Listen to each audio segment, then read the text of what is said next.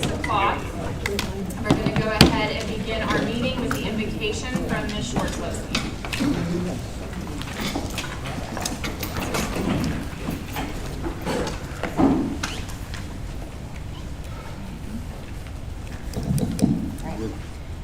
All right, please bow your heads. Dear Heavenly Father, we come before you tonight with gratitudes in our hearts. We thank you for our district, our students, our staff, and for those who have been entrusted with the responsibility of making decisions for the good of all. We ask for your wisdom and guidance in every step of this decision-making process. May each choice reflect fairness, compassion, and a commitment to what is best for our entire school community. We lift up the safety and well-being of every student and staff member, praying for protection and peace each and every day. Above all, may we keep you at the forefront of all we do. For it is in your name we pray. Amen. Amen. I pledge allegiance to the flag of the United States of America and to the republic for which it stands, one nation under God, indivisible, with liberty and justice for all. Honor the Texas flag. I pledge allegiance to thee, Texas, one state under God, one and indivisible.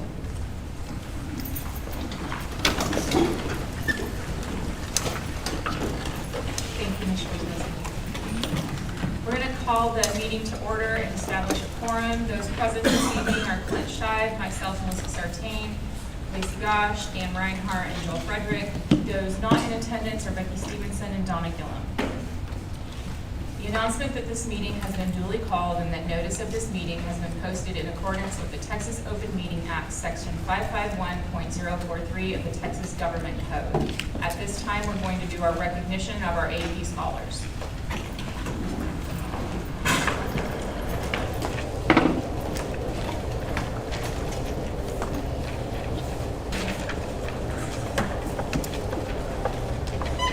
Good evening. As you make your way to the stage, the College Board Advanced Placement courses provide students the opportunity to demonstrate college-level mastery while still in high school.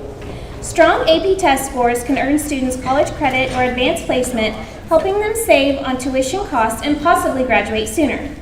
Beyond the academic and financial benefits, AP Success also strengthens college applications by showing admissions officers that students are prepared for rigorous coursework and motivated to excel. We are proud to celebrate that in the 2024-25 school year, 5 students earned a score of 5 on their AP exams, the highest possible score. Additionally, Navarro High School also celebrated a remarkable 90% pass rate for English 4 AP, the highest since 2017. Similarly, Calculus AP achieved its highest pass rate ever recorded, highlighting the incredible efforts of both students and teachers in these demanding subjects. From the graduating class of 2025, scoring a 5 in English Literature and Composition, the Board of Trustees would like to recognize Daniel Glenn, Claire Mulvaney, and Anthony Rodriguez. And from this year's class of 2026, we recognize John Kehoe scoring a 5 in Calculus AB and Calculus BC, and Avery Sisak scoring a 5 in English Literature and Composition. Congratulations to our recent graduates and seniors, their families, and teachers on this impressive academic achievement. And families, you're welcome to come get a photo.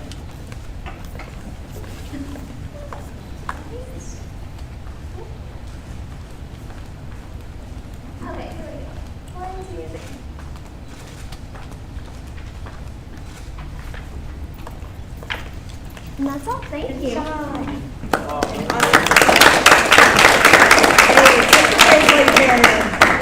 So that's worth at least $1,000.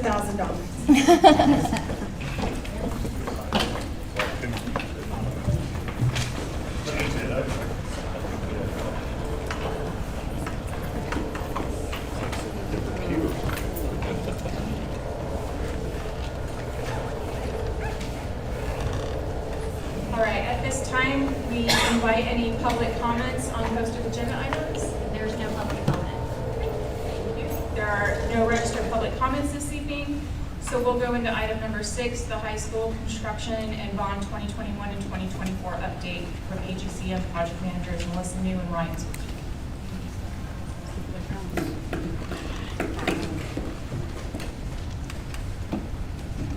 Good evening. So project highlight for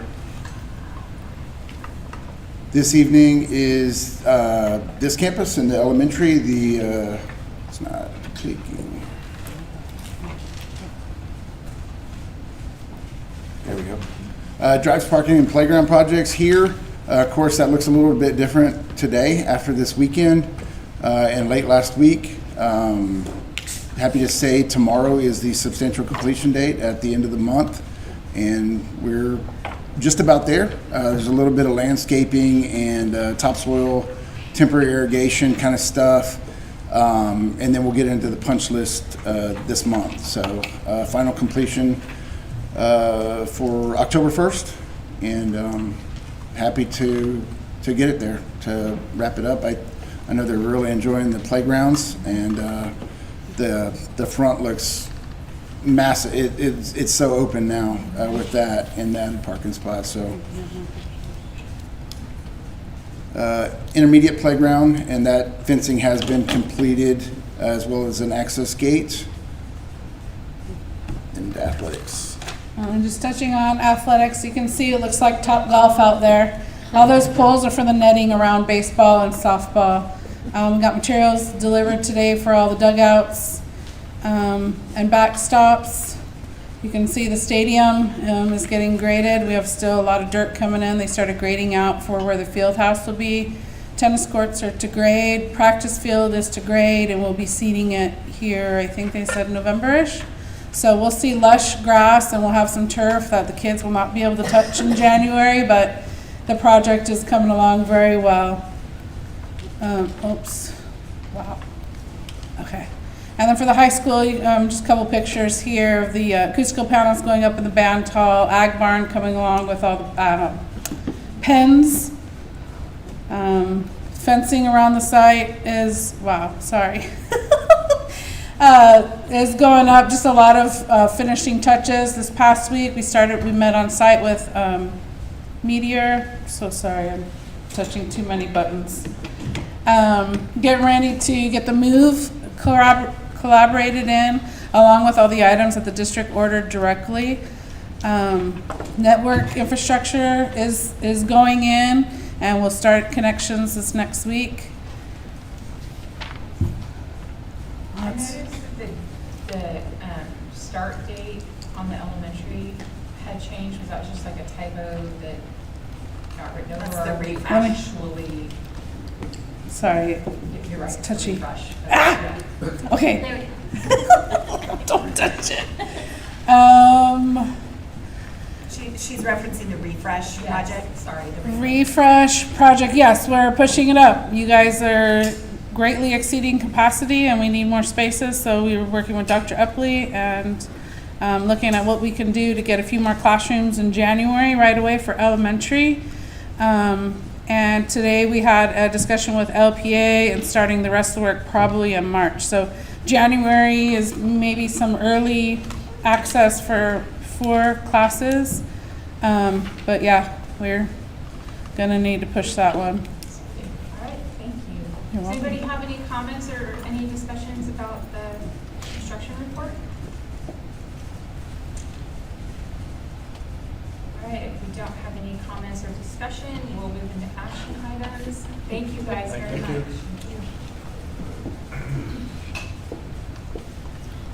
All right, action item 7A, to consider and take possible action to approve 100% construction documents for the Navarro South Elementary School and authorize the procurement of construction services, including presentation by the architect.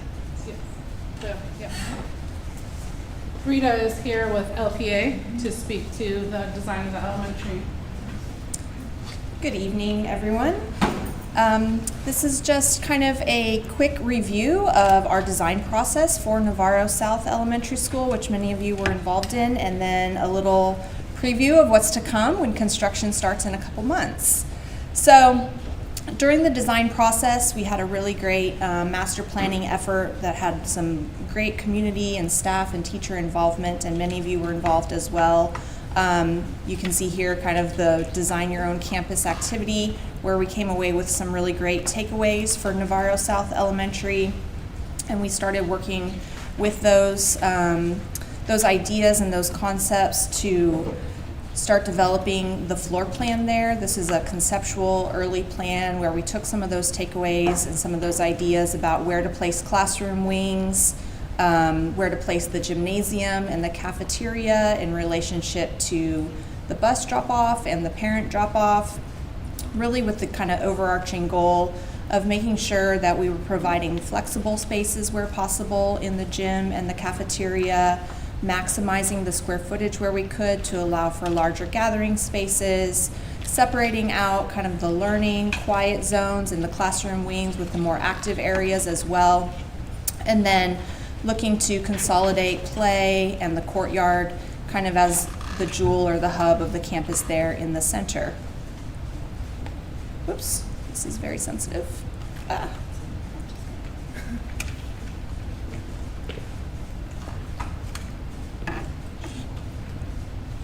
Are you doing it? Okay. We were fighting each other. Okay, thanks. So this is the site plan that was also conceptual early on, but largely stayed the same actually throughout design, but you can see how that started to take shape with the playground area in the center courtyard there. Synthetic turf as well as natural turf for students to play on. The hard courts there at the north end of the campus, right off of the gym. And then the parent drop-off loop at the top there and the bus drop-off loop at the bottom.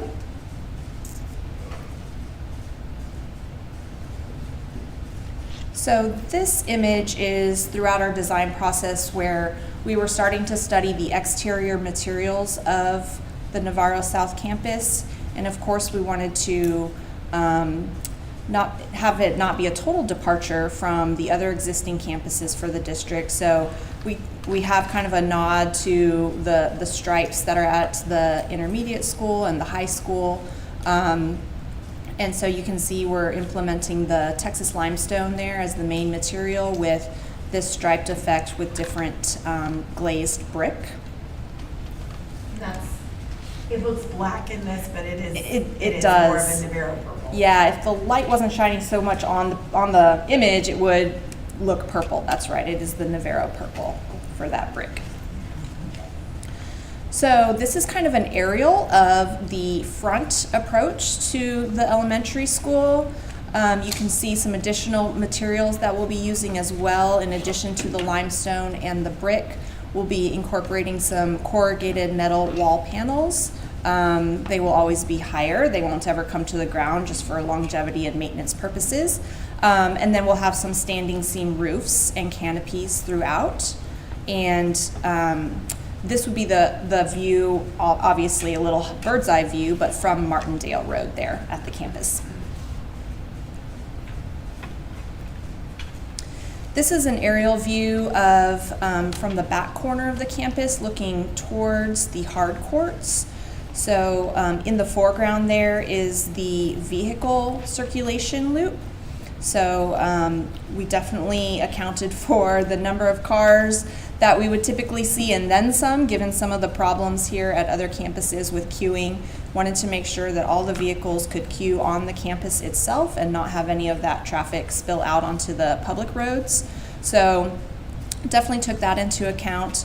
And this would occur right off of the gym there, which is that higher volume in the upper left-hand corner, where the gym would serve as kind of a queuing space for students being picked up and dropped off.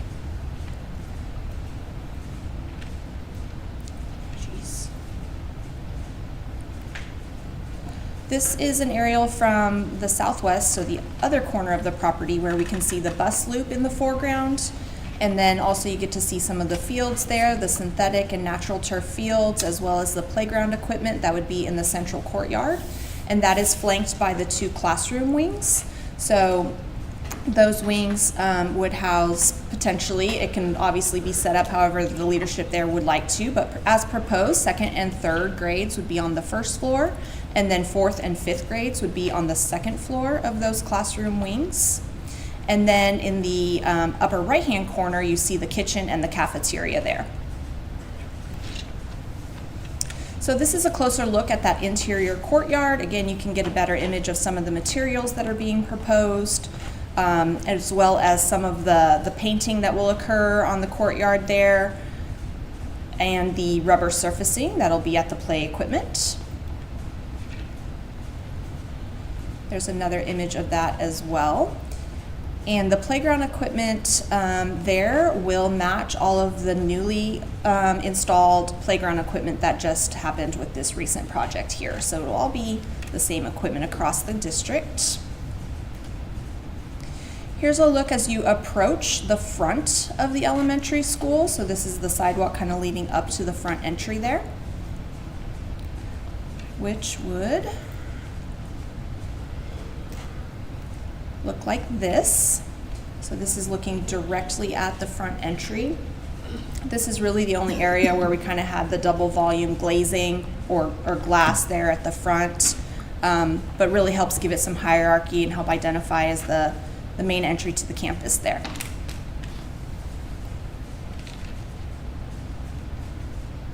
Oh my goodness. And this is also at the front, but looking back towards your left from the main entry.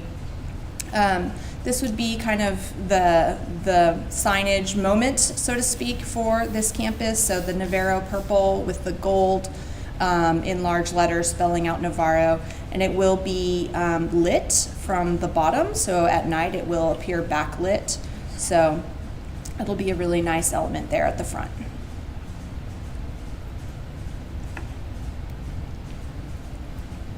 Sorry, I promise I'm pushing it one time and it.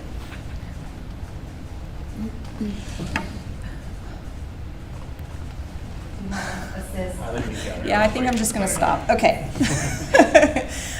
So looking at our interior concept for the interior design, we really wanted to pull the concept and the imagery from the region. So of course it's more of an agricultural connection here with the corn and the agriculture in the area. So we thought that was really important to pay homage to in the interior design.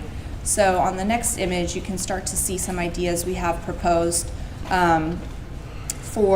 you can make out the graphics that are around the top of the cafeteria image here. That would pull some of the imagery from the local area, some of the history of the district of Navarro, and we would make a kind of collage type imagery that would be the graphics throughout the campus there. Rita, if you let me Yes. help explain, we are, and Chelsea will be sending out our ask from the community tomorrow. We are starting a historical committee for Navarro, and we'll be asking folks to come and help us curate all of the historical documents, trophies, framed memorabilia, so that each of our campuses has a display of the history of the district and this area. But we'll also be asking for community members to give us, not only at Pantherpalooza, but within this committee system, some images that they think would be great for us to incorporate in these murals. And we hope to be able to extend that mural design in our refreshes here and at the early childhood, so that there is a great sense of history of the area as we refresh, that everything doesn't just disappear, that the culture and the history is here, and that the community really feels like they were able to submit some pictures that represent the area, growing up in this area, historical pieces, but also, midway through, we have such a wonderful, rich history in our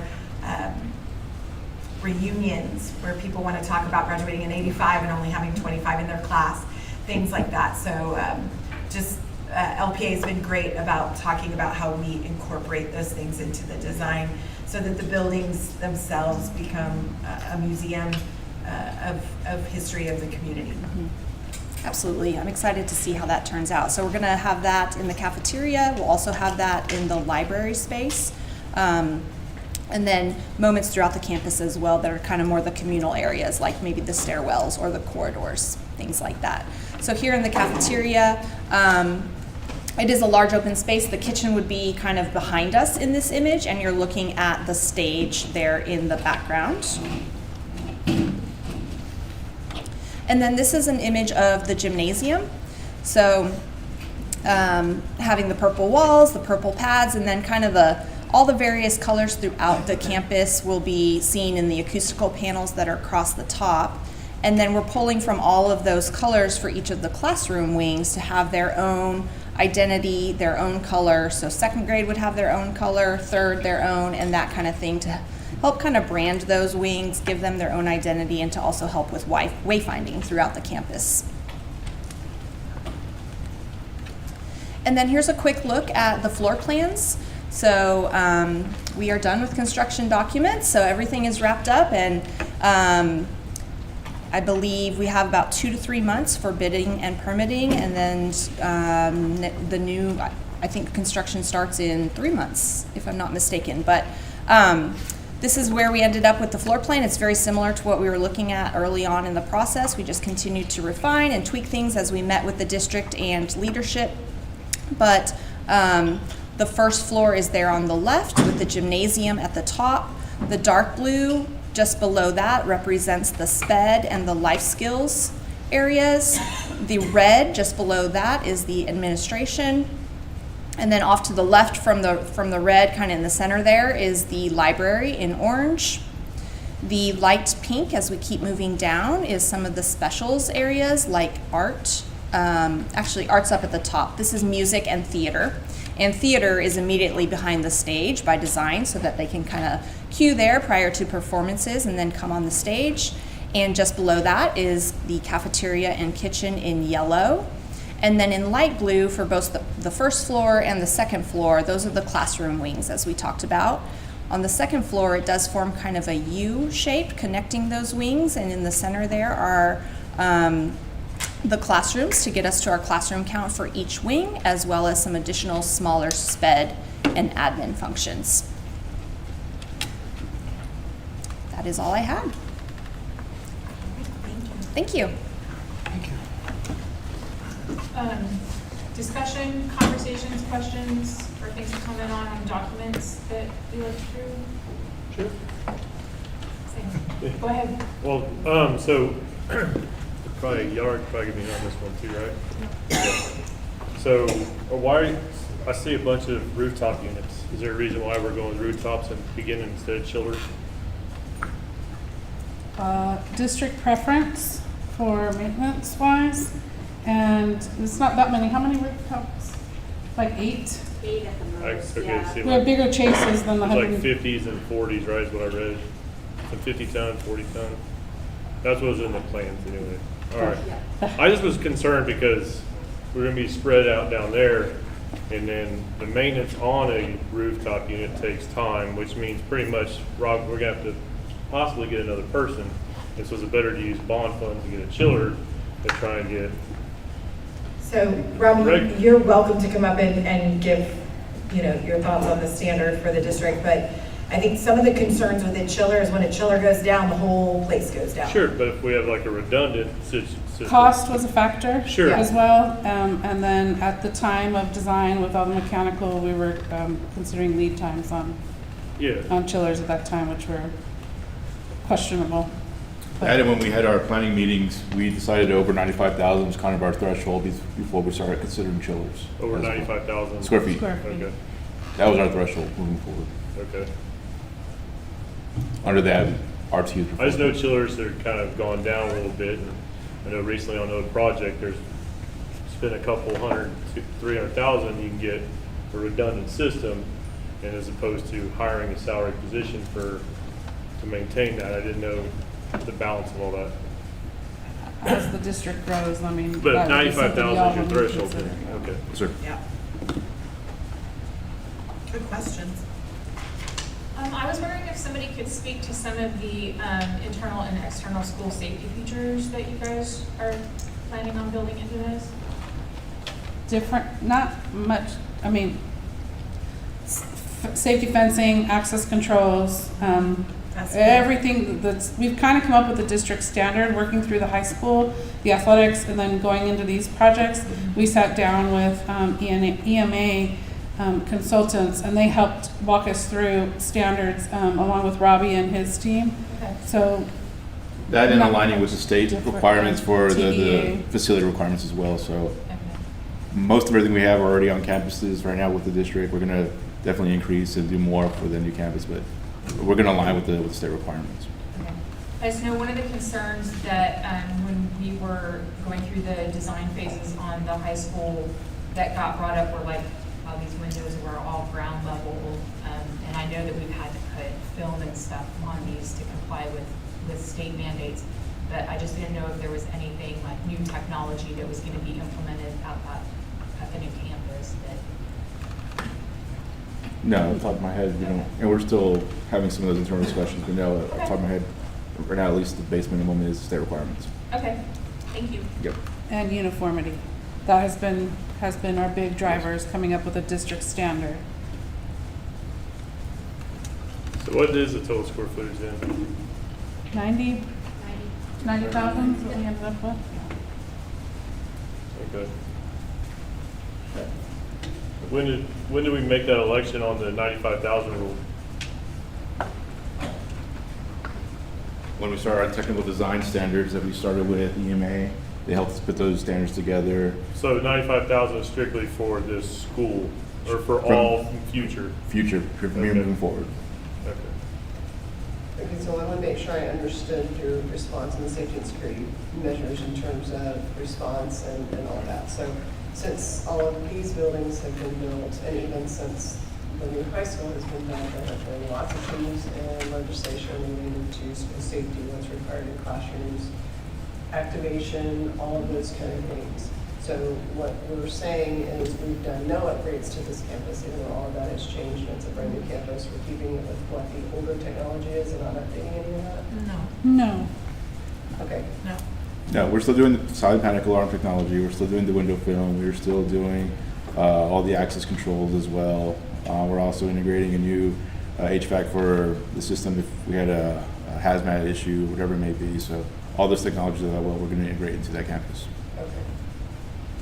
Yeah, we actually received a TEA grant for all the upgrades to the law. And so anything that has been upgraded in the law, that has been executed here. We just went through our district vulnerability audit, and he went through all of our campuses, and he will be submitting the report. But we have already corrected. There were a couple of windows that did not get filmed in the film that we did because we were originally told that the chicken wire mesh within them would allow us to not film. He clarified that that is not correct, but that was only a couple that needed to do, so we've already made that adjustment, as well as when we did the wraps for the high school campus where we wrapped with the Panther logos. That ended up inadvertently covering numbers, and so we just needed to go back and put those numbers back in. So fairly minor, but you guys will receive that report when we get his completed DBA. But yes, all of our current buildings are getting the upgrade to law on the new safety, and this new building will receive all of those law compliance upgrades, including anything that we feel like is necessary. I know we talked a lot about the vestibule and upgrading the vestibule at this new elementary, and just making sure that those areas were, with existing buildings, it's more of a make it work. And with the ability to build this building, we were able to be more thoughtful about how do we funnel parents, check them in appropriately, still make it welcoming, but not create an environment where they have more access than we need for safety. Sorry, when you said minimum and Yes. kind of bigger campuses. My apologies. Why are we building a brand new campus? Yeah. Thank you. I think my main concern about school safety and the design thing is how quick, for lack of a better term, somebody who's not supposed to be there would have access to the wings that have the students in them. Right. So I just wanted to make sure that those kind of things were being implemented, that we weren't having student classrooms right up against exterior access points as much as we can. I understand it can't be completely eliminated, but I was just concerned. The way that we have designed the play spaces to create parity with the existing intermediate, we have more opportunity to create gates and section those areas off. So that, and the way that that is set up, it's a further distance to the actual building itself. So I do think that meets some of your concerns. The vestibule was a huge discussion about how do we minimize folks coming in.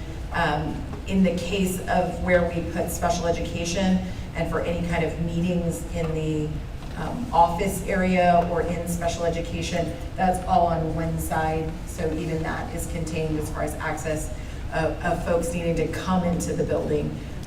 But we are always, considering what is available for us to make sure that we can lock things down, we can keep people separated, and then we can move people quickly off of a campus if there were to be any kind of a safety issue. I know there's a lot of things to consider with that, so I appreciate you guys answering those questions. I don't know if I can ask this question. I guess I can ask this question. You can always ask a question. Just tell me if I'm wrong, okay? Sure. All right. Do we have a licensed HVAC person on staff in your department? Yes. Okay. And they're going to be then responsible. Will they be the ones then driving around to all 3 different locations to maintain these? Because that's where I'm coming from is Yes. the maintenance on these are extensive, especially a 50-ton RTU. It's extensive.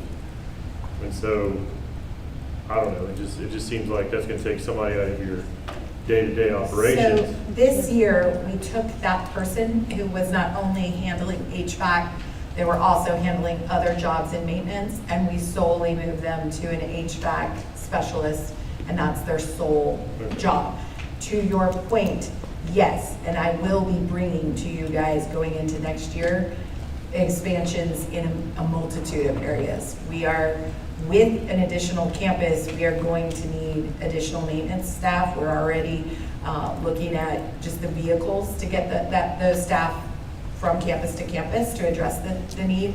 So we'll be looking at additional maintenance staff, but we will also be looking at additional instructional supervision. I had a teacher ask me today, how are you going to make sure that 2nd grade is great at South as it is at Navarro Elementary? Well, that takes monitoring and supervision of someone going from campus to campus to make sure everybody has equitable resources, that we're all teaching with that same instructional focus and framework, because we know that that's going to be a challenge as we start to Sure. move out and grow. And where I'm coming from, the picture I'm coming from is, can we use bond funds to pay for our chiller and get, because the replacement, the maintenance contract, I believe was around $22,000, the last one we approved a couple months ago. We're going to spend probably more than $22,000 a year internally maintaining 11 RTUs. Is it more cost effective to use bond funds to do the chiller and sign up with a maintenance agreement? That's just where I'm coming from on Sure. that. So that's, Is that something that you would like somebody to gather some? well, that's going to be my information? next question for her. Yes. Is how hard is it, I don't live in your world, you usually tell me what to do. How hard is it to come up with an alternate for people to bid out? If this is our construction documents, and submit an alternate. It would be some significant rework at Okay, this point. I figured as much, yeah. Okay. You would need a location for the chiller, and then you would need, obviously. Definitely need a mechanical room for sure. Yeah, my bigger concern is just and again, I think we could definitely study it. My concern is just anytime I've ever had a campus with a chiller, when the chiller goes down, we're shot. Sure. The whole campus is down.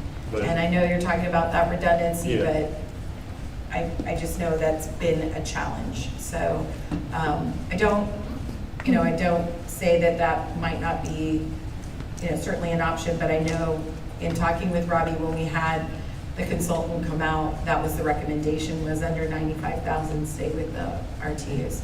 So, And then also, this is a half slab on grade, half suspended, or I couldn't? It's all on grade. It's all on grade again? That's a little area down there. All 86 square miles of our district is a low area. But there's a creek We right only there. can build up. There's a creek right there, so so. You know, Ryan and I have started Lots of monthly sills. discussions with the city. So this last week, we went and sat down with them and I just said, if we were to pick somewhere, and where would be ideal? Because they keep telling us, you know, with infrastructure and all these things that you're having to pay, you really need to get a spot. I'm like, okay, tell me where. And she's like, yeah, there's not. So. So I don't have any questions right now. I just think it looks great. So you've done a really good job with it. I'm very excited for it. It is not a real river. I did have to ask when they first showed us to make sure. I was like, we're not creating a river. There's no lazy river in the design, but it is going to be painted. And the plan is when we refresh this building to do those same painted elements. Again, we always want our families to feel like there is parity in where their children go. If there's not a better, facility than the other because of where I'm zoned. And so LPA is also heading up our elementary and intermediate refresh. So starting with the design of the elementary, it was always, okay, can we do that here? Everything that came up with the design, how can we incorporate that in the refresh projects as well? So the signage being another one. Yes, that's another element that we would change the signage here to echo the same branding that you have over there. And thank you guys for being mindful of that, because that's going to be very important to our community as we're getting that other campus to us. They'll have their own personalities, there's no doubt, but we definitely don't want the perception of the haves and the have-nots. You will always, as you grow, have to build new. We don't ever want to, build back and say, well, the first building was built in 1970, so this one needs to only have what 1970 has, to echo Dr. Gosh's safety concerns. But, it will be newer, but they will have parity down to the curtains and the lighting for the stages, the way that we design the gyms to try to echo, which is a little, challenging when you look at the way this building was designed, which was much more geared towards a junior high size in, some of the rooms and certainly the gym. So that played into some uniqueness in their design. I know LPA has done quite a few elementaries, but when we were asking for this kind of very large gym and, a very large performance space for our stages, just to have that same parity, that does play into the budget when we're creating that. Last question. What's when maybe, I don't know who this goes to, but when do we have the opportunity to get out and create our own wage scale and get out from the Davis-Bacon? That will be coming to you. Next board meeting, correct, Paul? We've tried, so. Wages. But to get out of Davis-Bacon, we tried on the high school, and I wasn't there a part of it, but what I remember was we had to reach out to other districts who had approval. We went to Comal, and I think even Seguin, and none of them had approval, but it would need to go through the attorney. And what I remember is you need to get 3 equivalent districts to get that approved. So the one that we were able to get approved, which is on your, or will be next month, we had approval for electrical helpers, which saved us quite a bit of money on the high school project.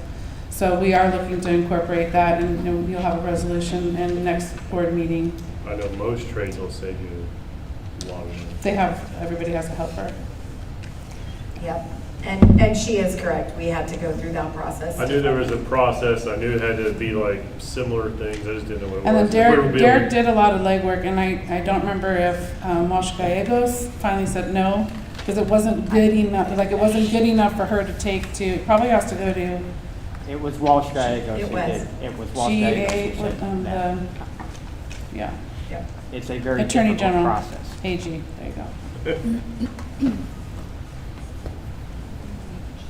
That's coming.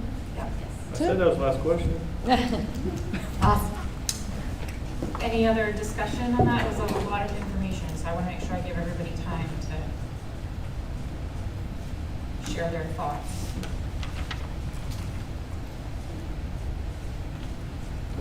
All right, if there's nothing else to add to that, then I'll call for a motion. I move to approve the 100% construction documents for the Navarro South Elementary as presented by LPA Architects, and further authorize the procurement of construction services for this project. All right. I'll second. Motion to approve is made by Clint. Is there any discussion before we have a second? I just want to make sure I'm giving you ample time for questions before we yay this through. We good? Okay, can I hear a second? Second. All right, motion made by Clint, second by Joel. The motion passes, or no, we're not, we're gonna vote on that first. Sorry, y'all. Thought we were gonna All do those it in today. favor? Meeting adjourned. Skip through, sorry. Okay, that motion's gonna carry 5-0. Thank you very On much. the smallest amount of sleep today, so bear with me. All right, we are going to move into 7B, consider and possible approval of ranking of contractors for RFP number 24-014, Navarro Junior High remodel, including possible delegation of authority to the superintendent to negotiate and execute the contract.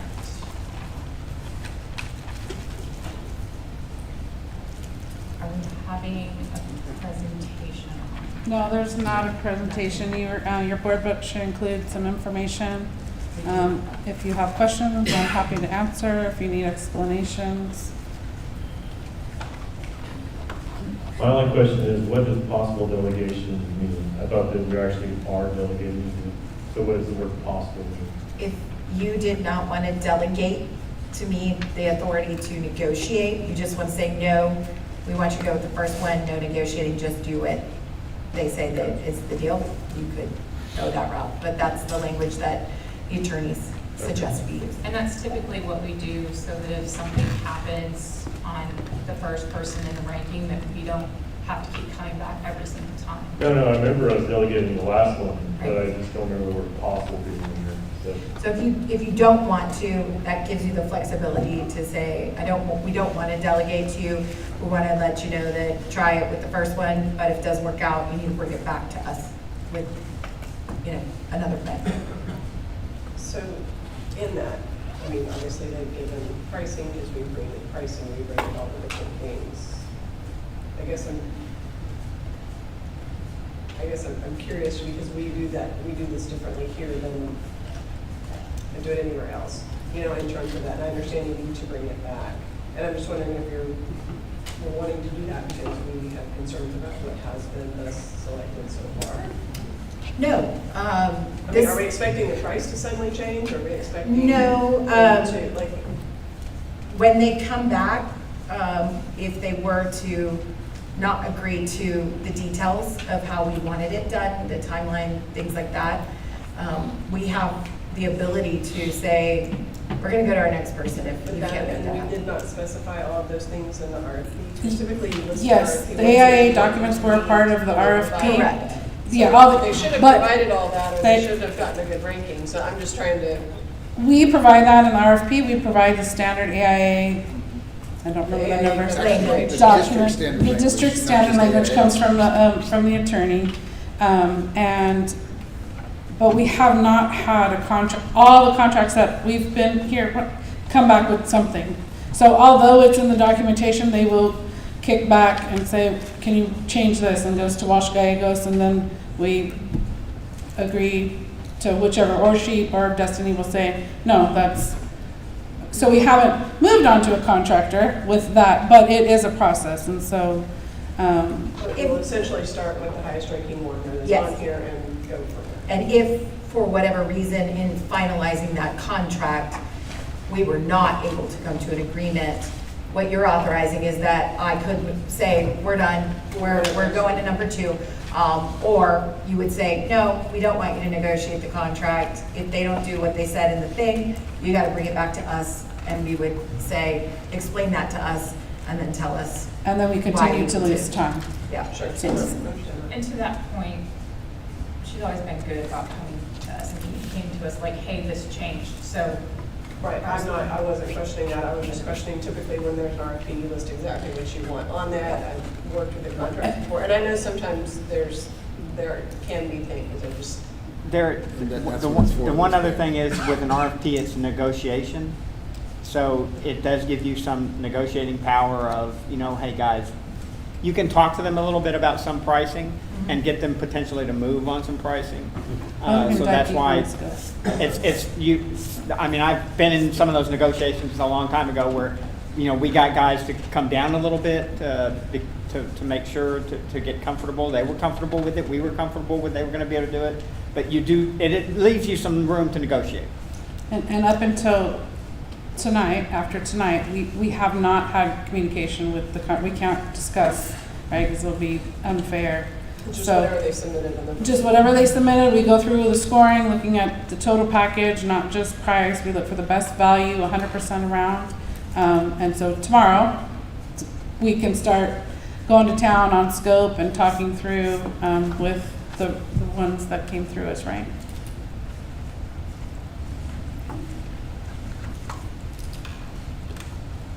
Any other discussion? If there's no further discussion, then I'll call for a motion.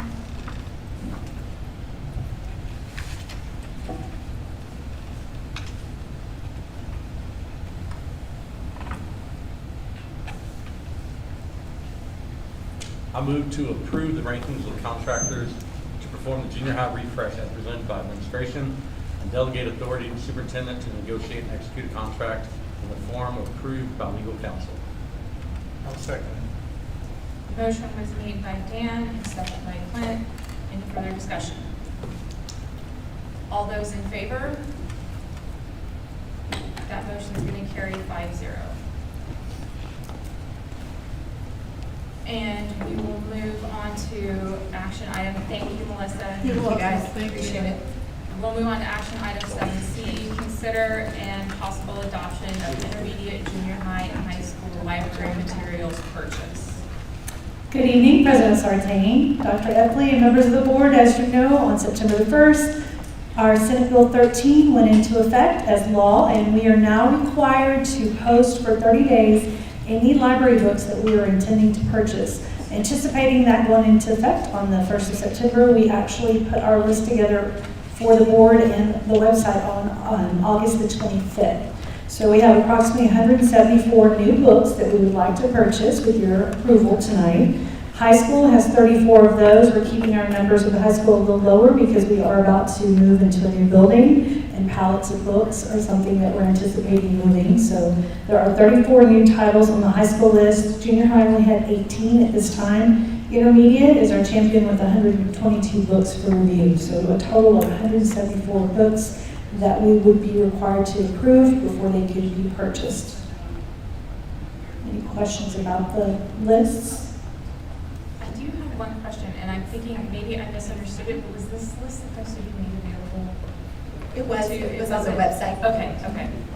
I just wanted to make sure that I either understood that or didn't. It's also understand public. that it was supposed to be. In any of these, if you look at your board book, it will tell you whether it's for voting members only or public. And so you can see here all of our action sheet as well as lists were posted to the public. Do we have any feedback from the community? That they trust the librarians and know that the librarians are vetting the books. Is most of the comments that I've gotten. DEIC, they spoke about it a little bit. They thought it was a little overarching that we were having to do this to approve them because they felt like librarians are trusted professionals. So that was definitely nice to hear. They went through a lot of time to look through possible collection expansion. The other thing I've asked them to include is the ISBN number, so any parent can look that up and see the book, see the author.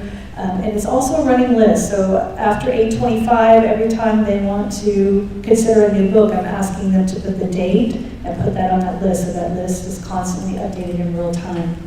And it's hard for them because that's their life. They love providing books for their children in the library. So we are being very attentive to what we're purchasing, what the titles are, and we are definitely listening to parent feedback. And that was what the intent of Senate Bill 13 was our parents' right to know. One of the other things we have is our Destiny catalog is outward facing now. Parents were given instructions on how they can look at what their children's history is, what they're wanting to check out. They can put it on their own portal whether or not a child can check out a certain book or a certain series of books. So that's running very effectively too. The librarians report that the parents are looking, so that's good. Good to know. So every time they want to buy a book, we have to approve them? Is that how it is? That is correct. For 30 days? So It has to be posted for 30 days. So in every board meeting, we will have a standing approval action item for the new books that they would like to purchase. They will not purchase anything with our local funds until after it is board approved. Okay, so it has to be posted 30 days before, so you just said we're going to do this for every board meeting. So if the book gets added to the list on day 15 and then we approve it at the next board meeting, that's still not being posted for 30 days. You're only going to be allowed to approve something that was on the list for 30 days. So right now, August 25th is the list we're approving. Tonight's approval is only things that were posted on August 25th. Everything posted after that date has not been 30 days. So the librarians, as intermediate, posted some things on September 5th. I couldn't approve those at the October board meeting if it was before October 5th. So everything that's within 30 days on those master rosters could be approved. Correct. So it's my understanding on this, these are all books that don't currently exist in our library. Correct. These are all brand new lists. Okay, so Yes. my other question of this is, typically replacements of books or the additions is an expansion of one section. So, and I just noticed it and I'm just curious, and maybe Ms. Horsozy can answer. There are a lot of books on there that seem to be very superhero focused. Is that just the kids have been like, I mean, more than half of that list is like Avengers and superheroes and Spider-Man and all that. Is that just like the kids have been asking for that, or we're just replacing our whole Avengers collection, or do we know, I mean, or is it just kind of the popular thing right now? I'm just curious. Popular thing right It's now. what the kids are checking out? Right. And then they look at the Blue Bonnet lists and all the, the new books with height. They definitely are considering those too. But student interest is our number one factor. We want them to read books that they want to read. So we do listen. Librarians survey the students all the time. They have their library rotation lessons where they come in and they talk about different types of genres. And the librarian really tunes into what they enjoy. And yes, we have a lot of intermediate boys that love the adventures. There's also, I don't know if you've seen the book of the salamander from Mexico that stays in a childlike state its whole life. That's also a very popular series that they're reading. I think the only other comment I would make, and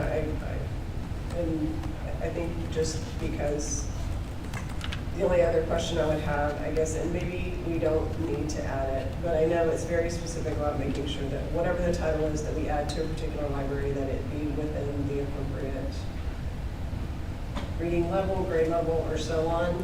But I also know that sometimes it's necessary and appropriate to have books that are added, like to the junior high library, that may be at a 5th grade reading level or so on.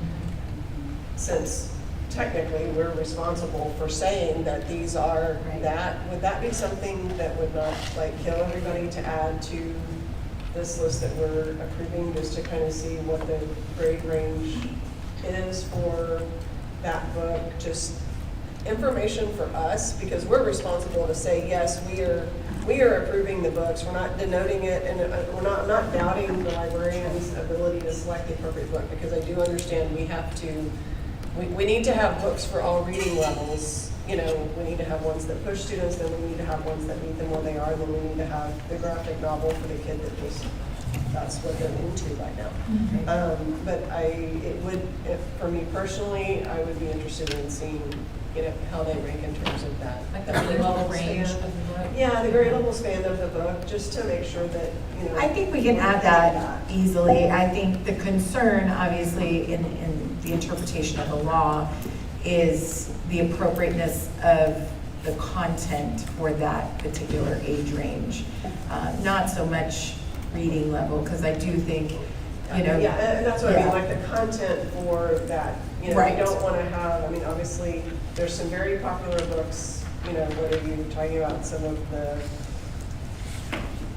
We've talked about a particular Well, series that's right, popular might that be would not be appropriate. Correct, Yeah. it might be appropriate for a 10th grader, but it's not appropriate for junior high. Correct. But yet sometimes it ends up on junior high lists. And so that content level appropriate piece, I think would be helpful because I am not going to read all of these. No, of course not. Before I approve them. 174. And I'm not It's even not. gonna necessarily, I mean, I'm gonna look at the list, but, you know, I'm not gonna research each one to make sure, you know, that that's there. And So I- just being able to see it would be helpful. I think we can do that. I also think you're gonna see that evolve based on the law. I was gonna Because say, I I think agree. just So- to assist librarians in making quality choices, to assist communities in being able to make sure that they are in compliance with the law, I think you're going to see booksellers, you know, Start to list noting them. these things and listing them for us. So I think we can definitely write that down and take that back and add that to our list. And to take some note of the intent of the book, if the book is maybe a lower level, that is at a junior high, to explain that it is for support for readers that are in that, you know, level of reading. And I do think that's a factor the librarians already considered. When they're looking at purchasing the book, they're making sure it's vetted for that age group and definitely looking at the intent, content. We do have some students in our accelerated programs that read well beyond their grade level, so we want to consider options Right, for them too. and I think the balance, right, because we want them to be able to access higher levels of reading, but make sure that the content is still appropriate. Correct. Yeah, and it's not to question whether or not our librarians are taking it through and they're choosing, because the policy is very specific about what has to be met. Yes. But some of them can be, it's just based on review. Some of it can be, it doesn't necessarily have to always be that piece. Right. And at the end of this, we're the ones that are responsible for the approval. Well, and I think that's good due diligence, just It's because due, we all know what to the me, it's the due intention of the diligence on law our is part in that the I'm first doing my place. job to make sure that it's there. Not that I don't think, you know, the librarians are out here asking us to put books that are not appropriate for our kids. Right. But we're the ones that have to sign off on it. Sure. And so I want to make sure I have the information. So I think we can do that. Absolutely. And if we struggle with that for any reason, we'll bring that back to you guys.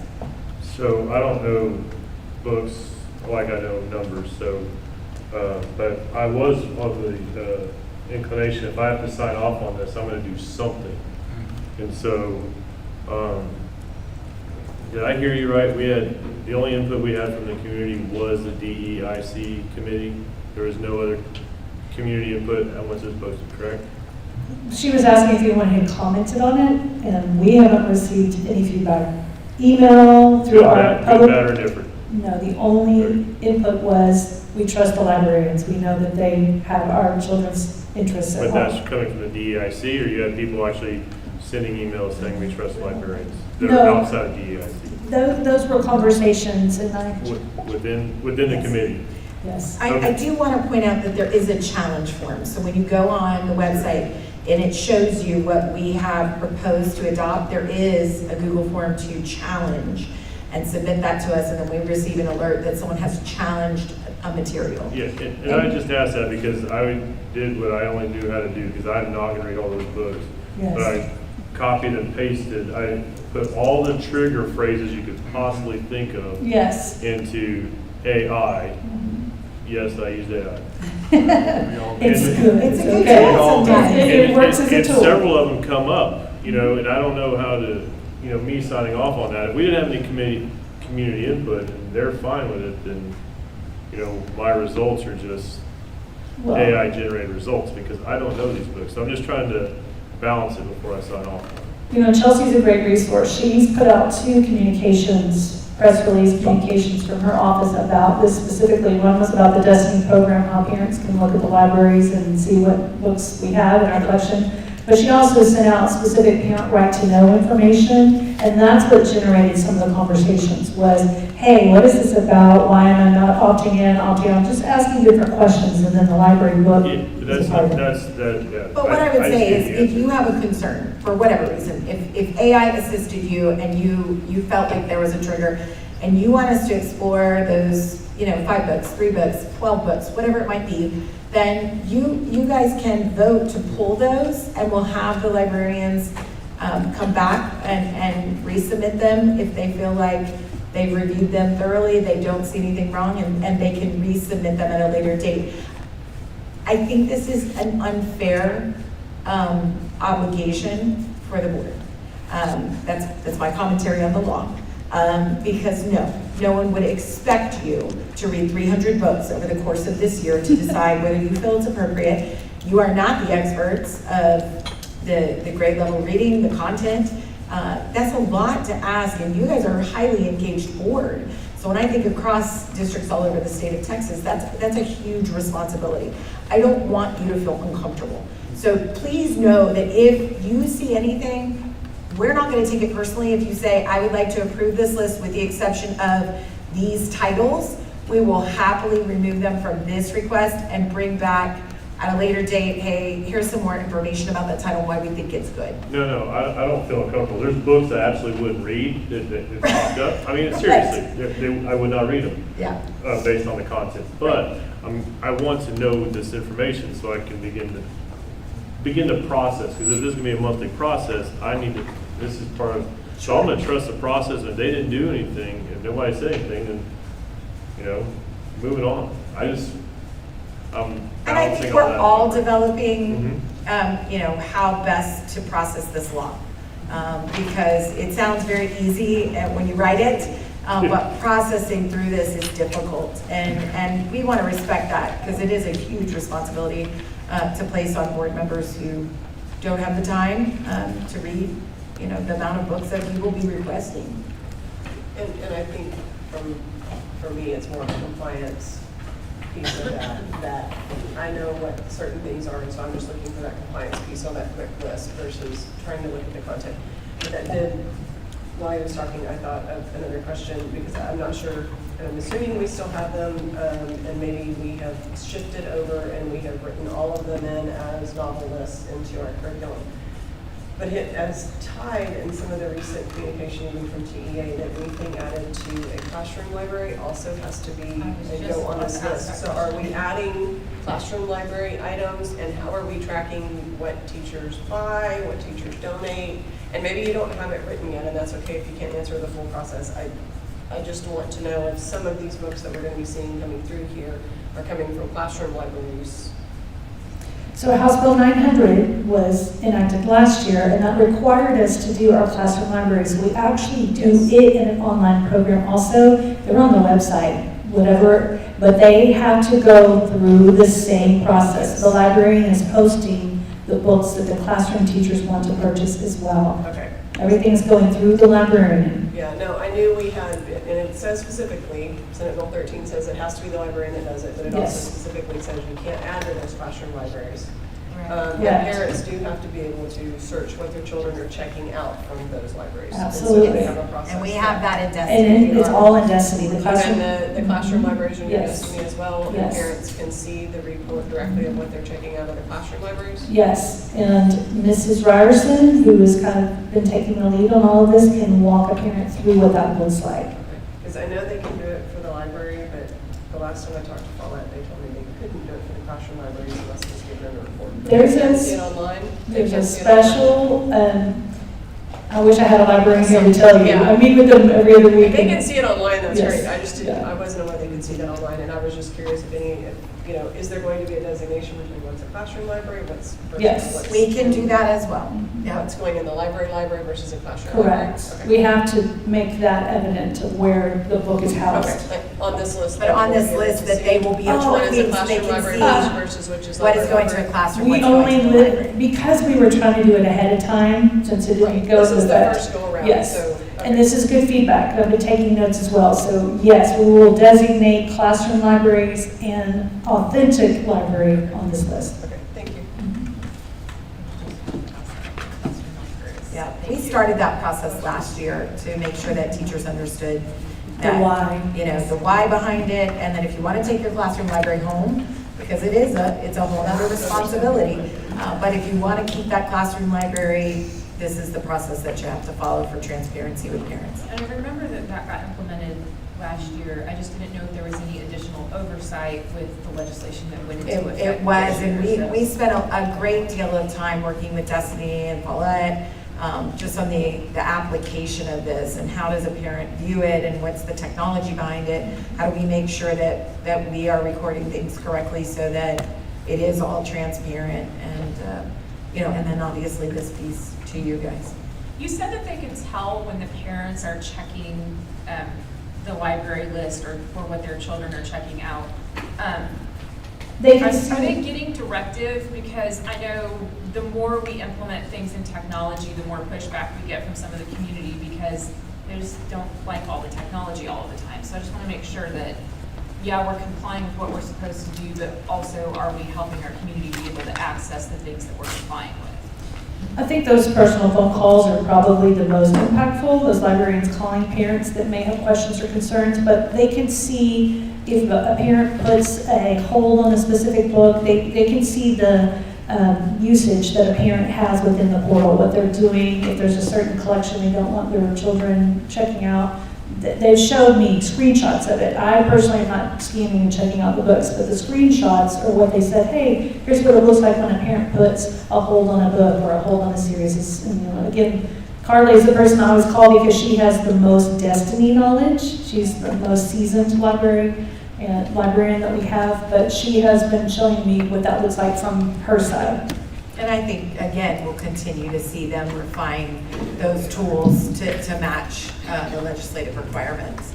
Everybody's playing catch up with this legislative session, for Yes, sure. we are. 144 new rules for us, so yeah, it's a lot. Out of pure curiosity and not wanting to get into anybody's weeds, can you share a screenshot of that just so that I know what it looks like from that view? So if I get any questions from parents or the community, I can kind of describe what they would be seeing. Absolutely. We can get that in y'all's Friday memo this week so that everybody I can just see want to what look it at looks it like. so that I can have an intelligent conversation about it when approached. Will do. Thank you. That was good discussion. Anything else? Okay, if there's nothing else to discuss on that, then I'll call for a motion.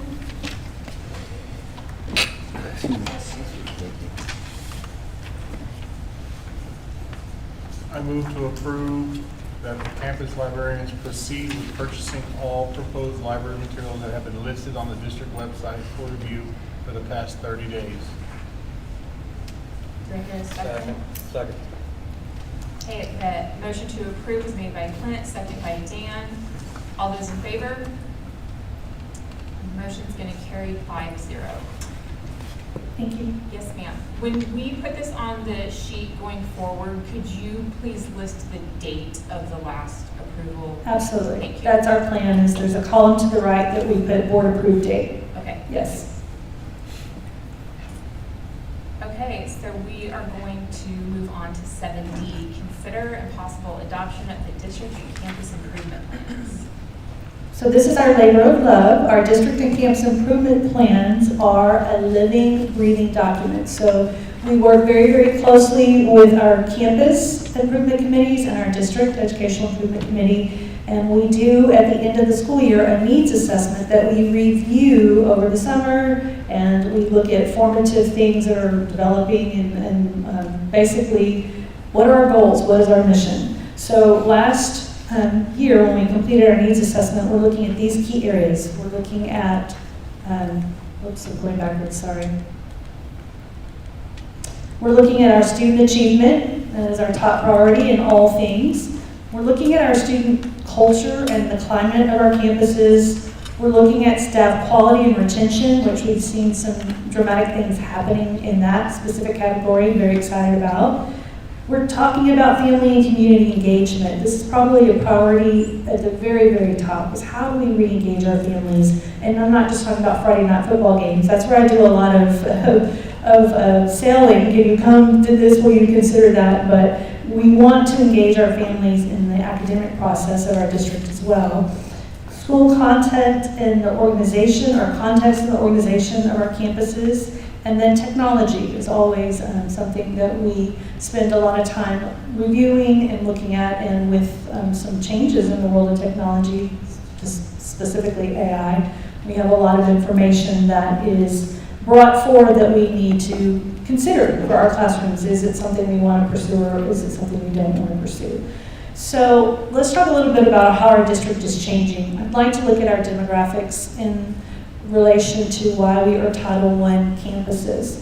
When a campus reaches 40% or more of economically disadvantaged students, it is identified by the federal government as a Title I campus.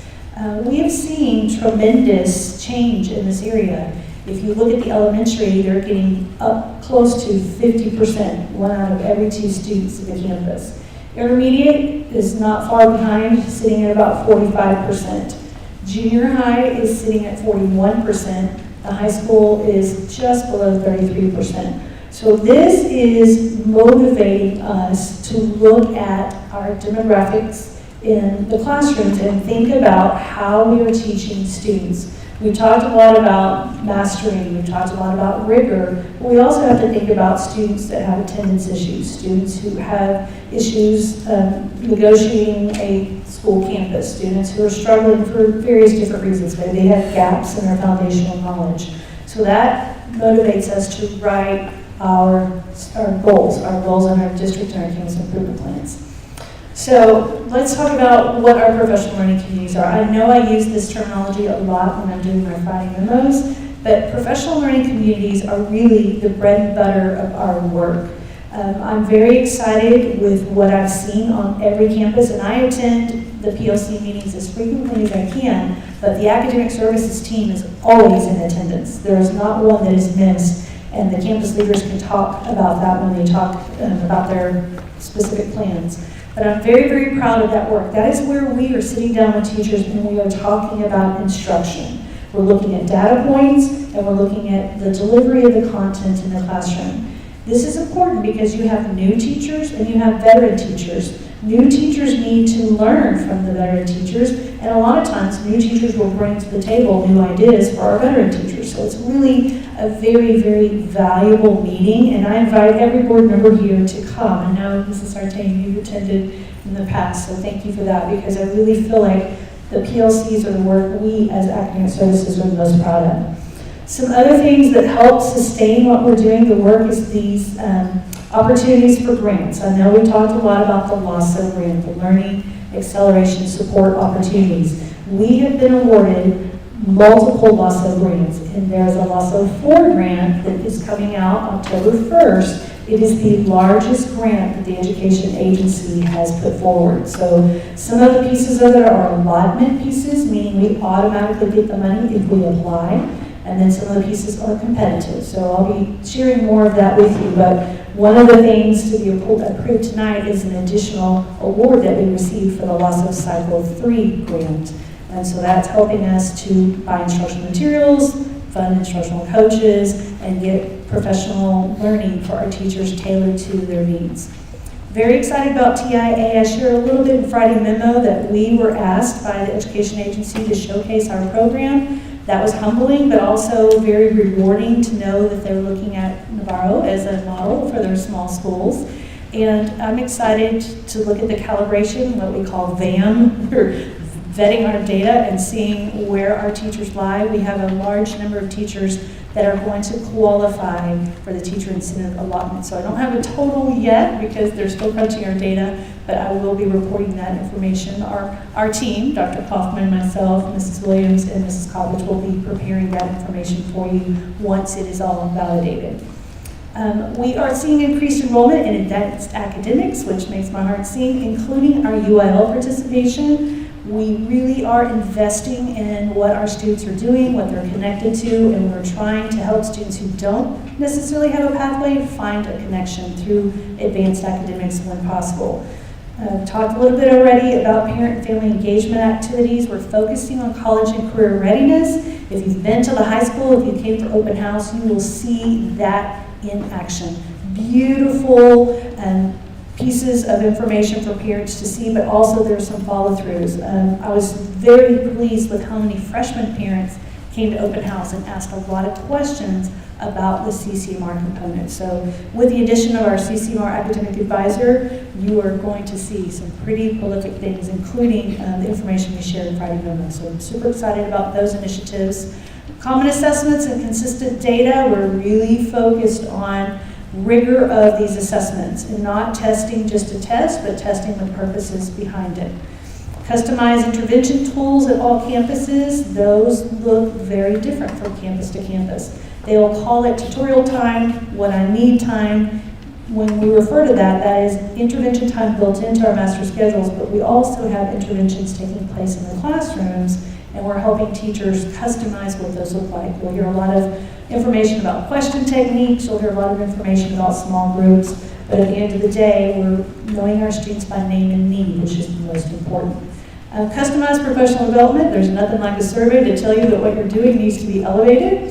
So we took that information from the teachers and the paraprofessionals, and we are using that to customize our professional development even greater than what we tried to do in the past. I'm super excited about that. And then we have some fine arts specific goals that you've all met Mr. Adam. He's amazing. I love what I'm seeing in the area of fine arts, the growth, the excitement. It's just unparalleled. So very big shout out to the fine arts team and all the work that they're doing. So those are district updates. I have Mr. Adam not here tonight, he's at rehearsal, but I do want to highlight some of the fine arts goals that he's been addressing. So he is looking at engagement. How do I get students in the program? How do I keep students in the program? And I think one of the most beautiful things that I've seen is the relationship between athletics and the fine arts. He is allowing students to do multiple things, and they're making sure that they're supported in both sides. So I really am excited about the participation rates. He has a goal of earning at least one state or national distinction in fine arts. If you've watched that Friday night show, I think we're on our way. And his goal is to get distinctions in all the other fine arts areas too, looking at our visual arts, talking about music, and of course theater. So I'm very proud of the work that he's done and the information that he's been putting forward and how they are tracking student involvement in their fine arts programs.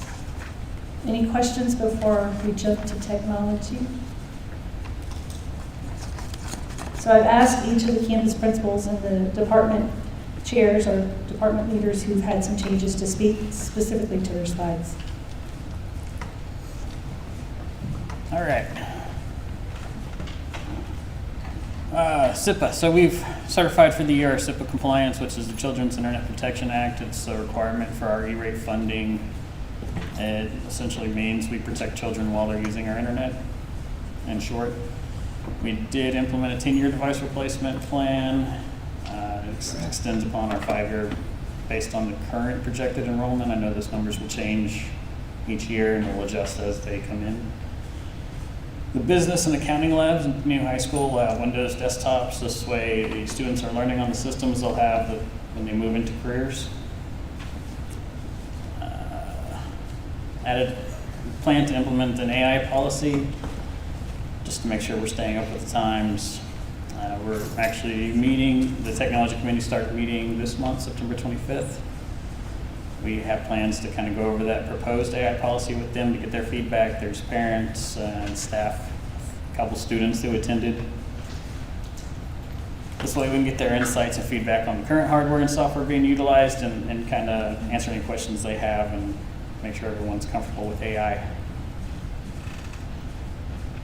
Any questions? What's the timeline in the plan of implementing the AI policy? The next committee meeting in November, we plan to kind of go over it with the committee, bring all the feedback to district leadership, and then I want to have it to y'all probably by December, so we can make sure it's implemented within January when the new school and everything opens. Well, you'll need some readings, so we'll do December and then January, and then, unless we have a special meeting, you'll be able to implement it in February if it's approved. So are we blocking all AI right now in lieu of having an existing policy? For students, all AI is blocked. For staff, there are very few AI tools that are allowed, and just ones that, like Adobe has a built-in AI that's, you block it, Adobe doesn't work. So those are the ones that you can't block. Gemini, if you block Gemini, Drive doesn't You work. can't block Gemini from the kids, otherwise you're blocking them out of there. You can block So- them from accessing the website, but it because it's built into the back-end stuff, yeah, you can't block it completely. I'm bringing this up only because even if it's not a finalized policy, at least a procedure for the district in terms of operating, because you're not going to get away from it. I know our kids are using it. They're not using it necessarily in the right way, and I do want to praise several of our teachers because I think that we have some really good teachers right now who are recognizing that.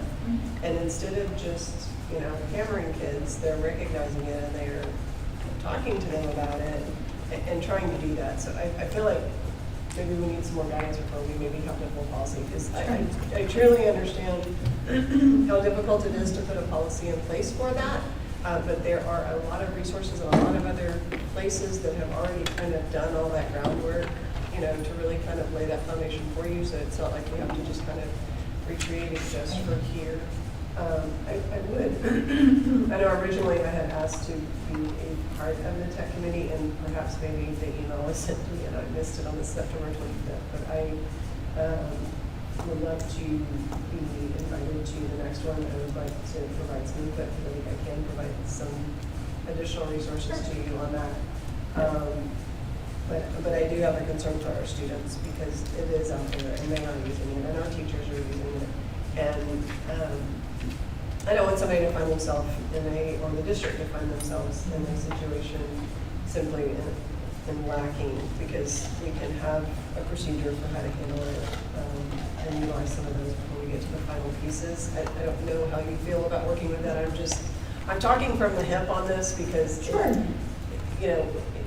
I do want to point out that when we started the year, all of our principals were instructed to communicate with their teachers about the realities of AI.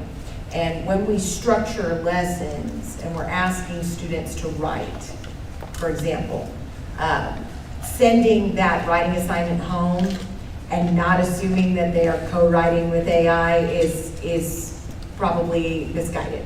So we talked about what that looks like in a flipped classroom environment. So let students utilize AI when we're researching, right? Send that assignment home. I need you to get, research. I need you to bring back facts. I need you to check and double check facts. But then in the classroom, you're writing and we're not accessing AI. Or as we develop, what AI is acceptable. But I think that's a quick way that we hit on it at the beginning of this year, of be mindful that AI is there. All children have access to it in some form. And so if you're expecting them to be writing independently, that's something that has to be monitored because they will be using it at home. Well, and honestly, like I said, if we are a Google house, you can't really block it, otherwise you're shutting down Google Classroom, you're shutting down students' access to Google. So, it's not all, it's on my phone, it's here, it's there. They're getting it from their district. Sure. They can get it from there. And so having some of those parameters is important, but also, having those conversations with the kids and working through kind of those processes, because it is there.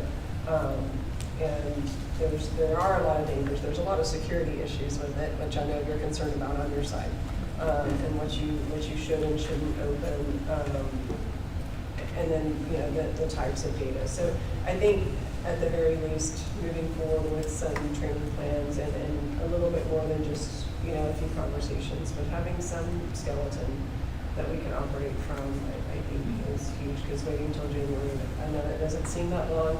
But it is amazing the light years that it's going to transform between now and January. Absolutely. It's changing like. And we know that it is not it is not without its merit as a tool, right? I think many of us attended sessions at various conferences regarding Khan Academy's AI tools for helping kids engage in a really kind of, unique way when I can talk to Mark Twain about why he wrote this poem this way, right? Or Emily Dickinson, and if that engages a kid who normally would be like, I'm not doing this assignment, it has no relevance to me, that's exciting. But I do agree that we have to be mindful of what is our capacity at this point, where do we see ourselves going, and then what systems can we put in place for safety, and then a guideline not only for our students and for creating assignments that protect our students and show authenticity of what they're capable of doing with the tool as a tool, not as the writer or the creator, but also our teachers, right? Because we also heard that at a session that we attended at Galveston's conference, where the kids were like, I can tell when my teacher has just used AI to create the lesson, and when I ask questions, they can't help me because they did not originate the lesson. And we also don't want that to be occurring either, in that disconnect. And I know we're using tools to scan students' work to find out what percentage is human versus what percentage. And regardless of what you scan, there's always going to be some percentage that's going to show it is or it isn't. And so if we're using tools to say no, don't do it, and we're using tools on the opposite side, I feel like we need to go ahead and kind of try to move forward a little bit more on the other side of that to balance that pendulum some. I think some of the I backbone didn't of even that. notice that was in here until you brought it up, so that, sorry. Yeah, no, I said I'm it's- shooting off the hip on this. No, one. and we But it's appreciate- there, and it's like- Yeah, we appreciate your I don't wanna wait expertise too in long that, for policy. for sure. And I think some of the backbone of dealing with the AI is starting at the character level. This is part of your character while you're using this. Are you passing this off as your own information? How are you utilizing it? So, there's character building in that too. And on the high school end of it, we've got to teach the students how to responsibly use it, because they're allowed to use it at university. You're not allowed to write with it, but they're encouraging you, use this for research, use it, to have a topic, or, you know what I mean? Refine your writing. Yes, right.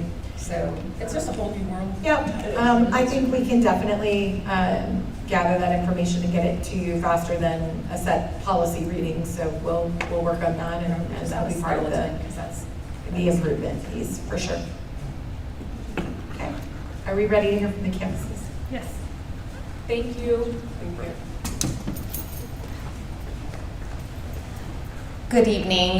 We just had a meeting today, board, and Dr. Epley stopped in, and so PLCs are going strong on our campus, and I'm working closely with Ms. McMullen's team to bring in Brandy and to bring in Emily to help us look through and navigate our new curriculum, which is always a challenge when it comes in. Teachers are used to something of the past, and so there's been some really great conversation, and I encourage teachers to keep asking questions, because if we don't understand it, we can't deliver it to kids. So it's been really great, and we want to keep pushing that.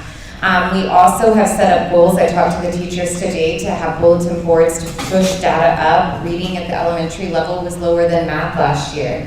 So I challenged those teachers to align their goals with TIA to say, I'm going to put my money where my mouth is and bet on these kids to grow, especially in reading, if that's what we need. So today we had a great conversation about those leads, talking to their teachers about where do we want those kids to go when they leave second grade, making sure that we are equipping students with skills that they need for the next grade level. So that is coming right along. Goal tracking and high need areas, RTI is starting off. Our RTI is now known as MTSS meetings this week, and we had a really strong, you'll see it later on, in the pamphlet, we had a really strong refresher. And I'm proud of Ms. Schulke and I'm proud of Ms. Boschak for sitting with brand new teachers who've never been part of an intervention process, which can be gruesome and overwhelming. You've got to track kids, set the goals, and ensure that you're trying to reach those kids every single day. And I was amazed at the amount of mentorship that they gave them and continue to give them moving forward. Training and implementation of our HQIM with Fidelity, and it's trying to talk to those teachers about having a voice just because they don't necessarily like the reading story. What is our goal here, and how can we put a spin on it that makes it engaging for our kiddos? And then we've also had great training with STEM Scopes, which is our math curriculum. And I keep encouraging the teachers that what we're delivering still aligns to our state skills. It's the route that we take and the resource we have. And again, not being afraid to ask questions and challenge those teachers through walkthroughs, through observations, through the feedback loop. So we want to keep pushing forward. We're growing, we're big, and the teachers are working really hard. So I welcome anybody to stop by, come walk with me, come walk with Dr. Kaufman, Dr. Epley, and see these teachers in action, because it's truly amazing what they're doing with our kiddos. Thank you. All right, good evening. So at the intermediate campus, last year we implemented the student data folders for every student, the goal setting, every student, every core content area. So this year we made the jump. We're going to continue those student folders, but now we're adding the addition of teacher data folders. In these data folders, the teachers have a card for every single child that they can physically move. Because we don't have a specific room for a data room or a data wall, we don't have the space for those things, that's kind of where these folders come in. We have used some of our title money to hire a math tutor. Changes in the math resources, we now have STEM Scopes. Goal setting for all core content areas, intervention plans for any student falling behind. Every 9 weeks we do these intervention plans. Teachers have a list, or we have a list printed out, and so we get those intervention plans for any student that's failing any 9-week period. All students are wearing their ID badges daily for safety security purposes. Teachers are putting their lesson plans into what's now called Beacon. Our counselors meeting with students who are having those excessive absences at each semester, and we're looking to improve our attendance rate to 97.5%. And improve our proficiency for math and reading and math, and approaches to 90%, meets 60, and masters 30% for grades 3 through 5. And special ed meets to 25%, EBs meets to 50%. Where's your attendance rate at right now? Most days, it's about 95.4-ish, most days. And then I do have a question about meeting them at the semester on the absences. Mm-hmm. Is that, I don't know how to word that. I feel like maybe sooner intervention. Yes, There Well, we go. Thank you. Yes. we are, but we're getting the counselor involved, I guess, at that point. I would direct everyone to the attendance section in the Panther Progress. Yes. You'll see each campus's goal and how the strategies they're using with attendance. No, I get a report every week personally from Ms. Hawkins, and so my AP and we're always looking at that list. But once it starts to get excessive, we are doing different things. But yeah, that was just kind of at the semester mark, bringing the counselor in and kind of seeing if there's any other reasons for the absences that we may be missing.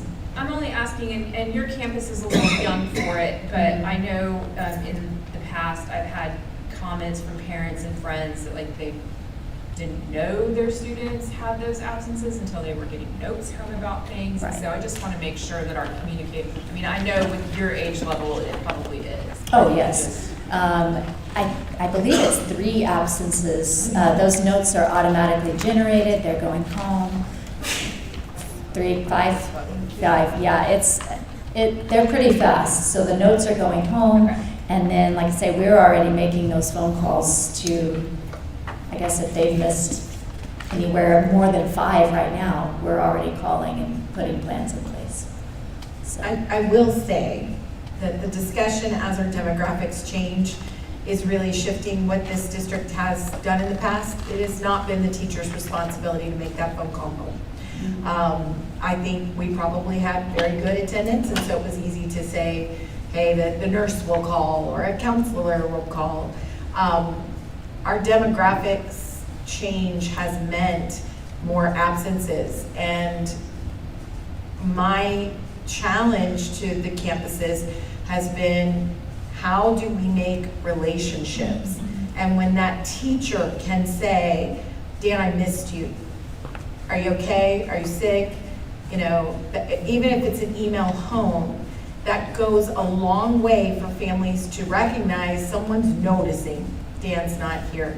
And not just someone on the campus, but the teacher. And when we make those relationships, I think it's more likely that a student is going to say, I need to come to school. Someone's gonna miss me. They're gonna call. And I have challenged that they make that call. If a kid is out more than a couple of days, make that call. At least send an email.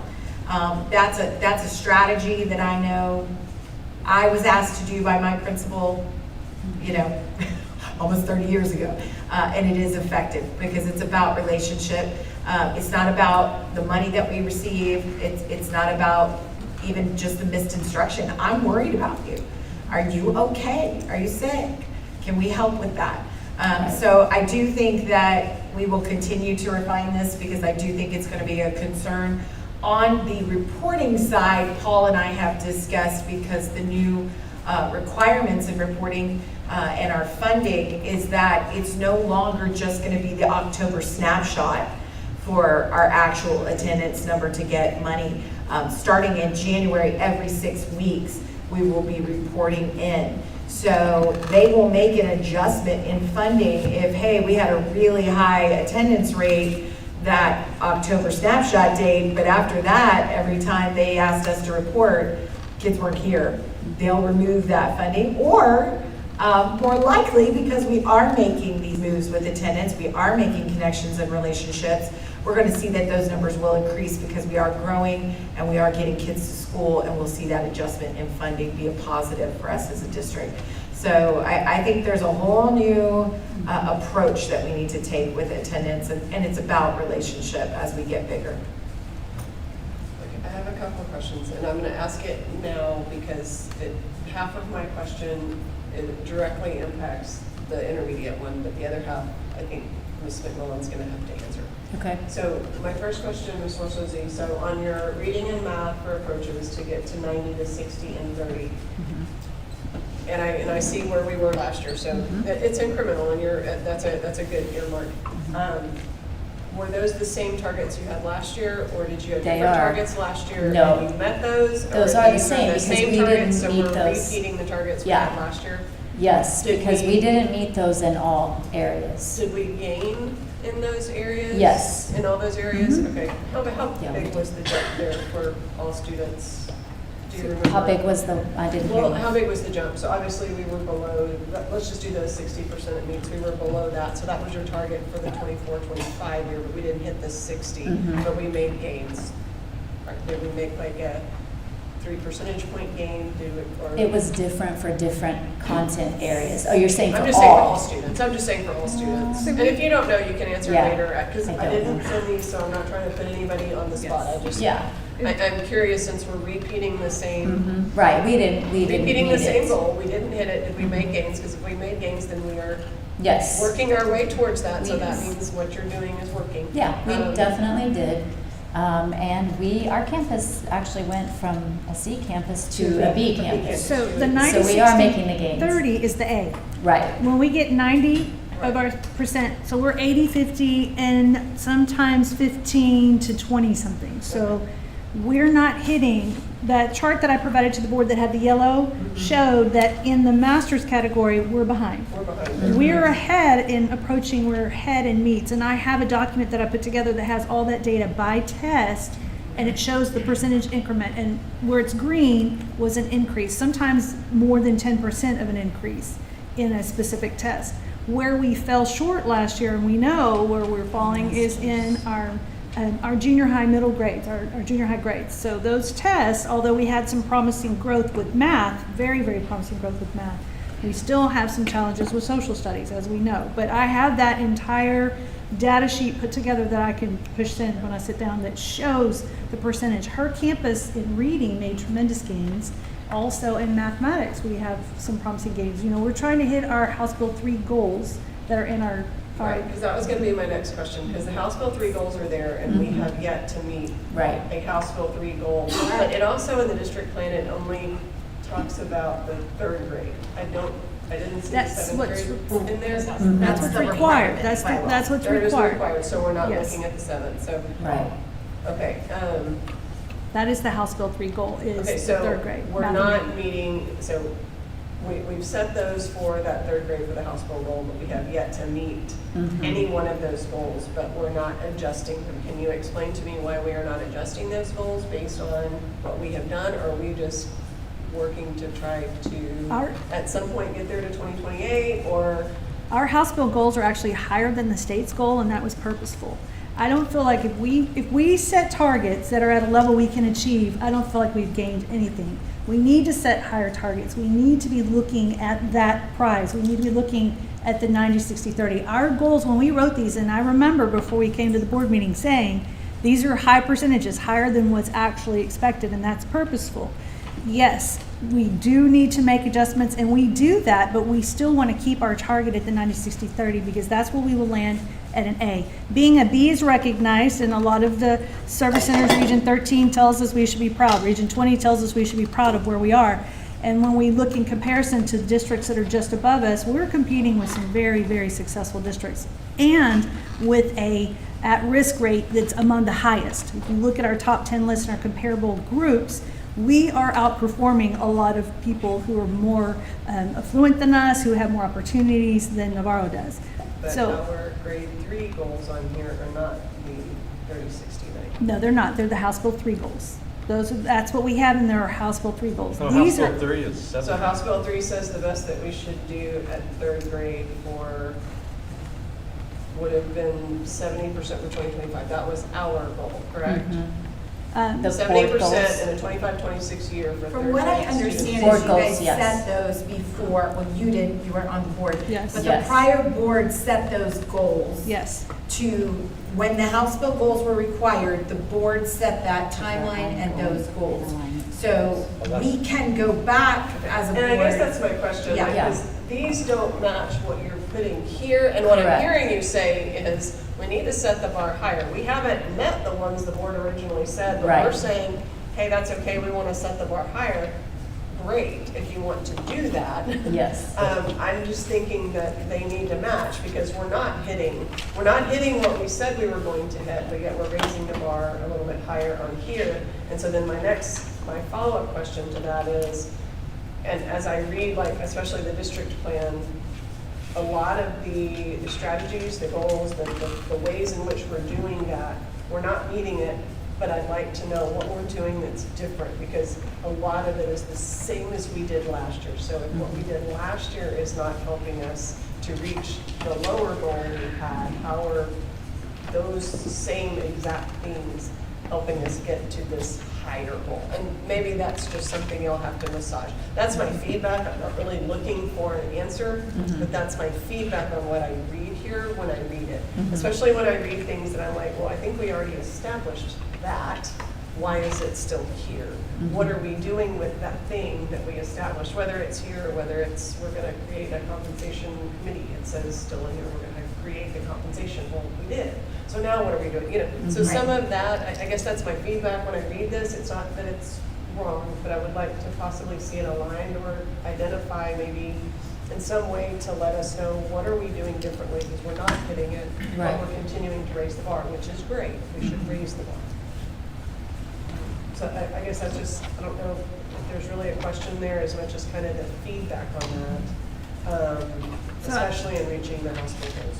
I think we have to start with instruction. Dr. Gosh, if we are not focused on what instruction looks like in that classroom, that is the major way that we are going to excel. I have 3 E's that we are working on academic services. We empower our teachers so that they can elevate instruction and the students will excel. So I think that we have lots of different teaching practices across our district. As I walk through classrooms, as I'm sitting in PLCs and I'm talking with teachers about instruction, or the academic services coaches and the instructional program coordinator are talking to them about instruction, the definition of insanity is doing the same thing over and over and expecting a different outcome.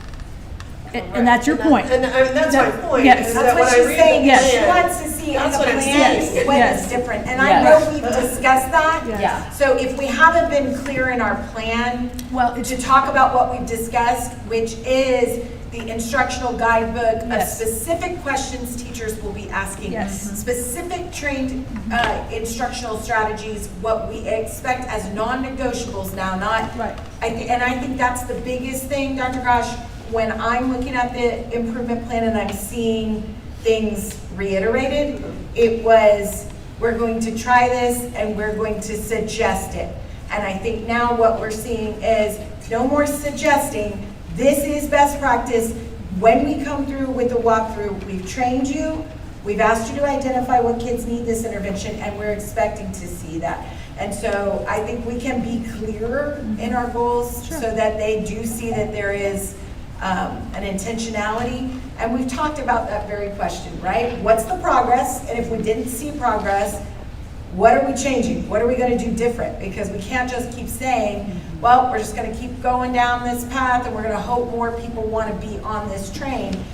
It's where we know this is best practice. We've seen that it actually can get us better results. If you're not going to follow it, then this may not be the place for you, because we need all kids to grow.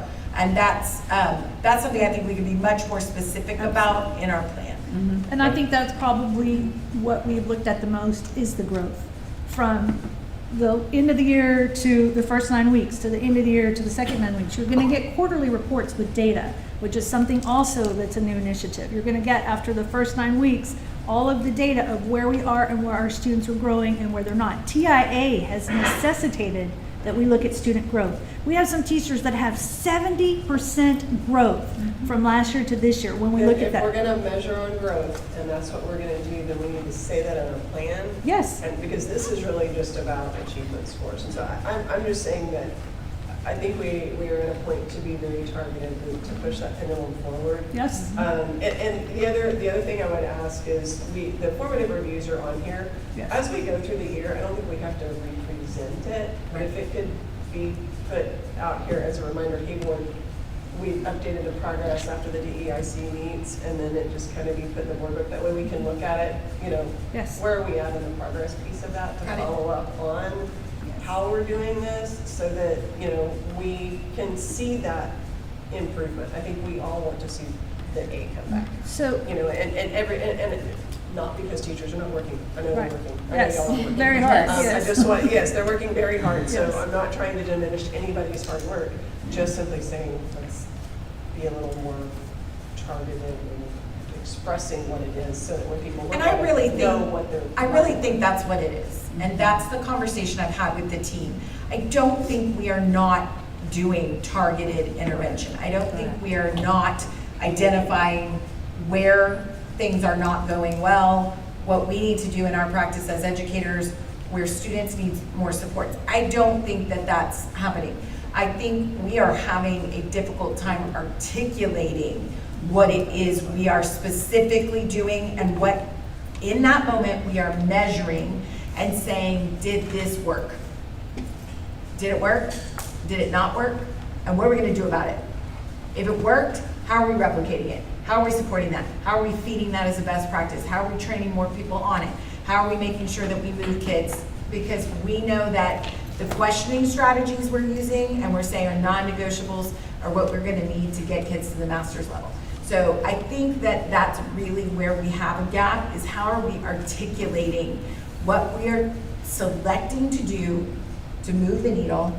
How are we confirming with teachers that they know they did it, you did it, keep doing this is working, and supporting that?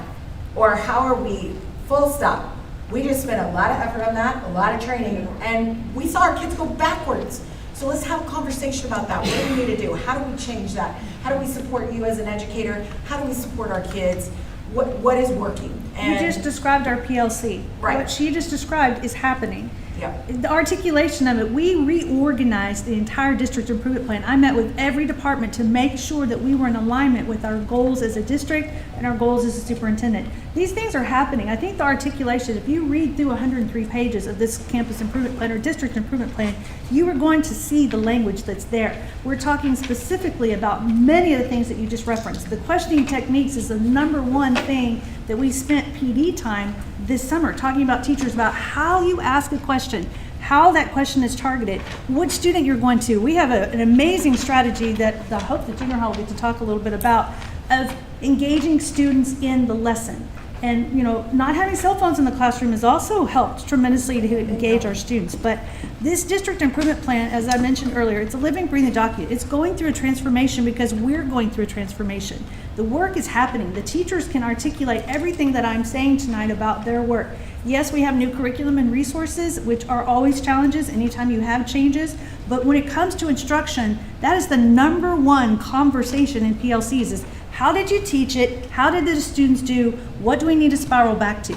That's how you grow. If I don't know how to drive a car, what am I doing wrong? What do I need to learn? What do I need to go back and practice? That is what we are going through, is putting it in terminology that the teachers can comprehend so that they can convey it to their class. If teachers are not comfortable with a lesson, if they're not comfortable with content, they're going to struggle to teach it, and we know that. So that's what our PLC is. It's a wraparound support that brings everyone to the table, technology people, instructional program coordinator, Michaela, Natasha, all of us together talking about instruction and what we need to change. When we have a benchmark that we fail at, why? Why did we fail? When we have an assignment that the students don't write well for, why? What were they missing?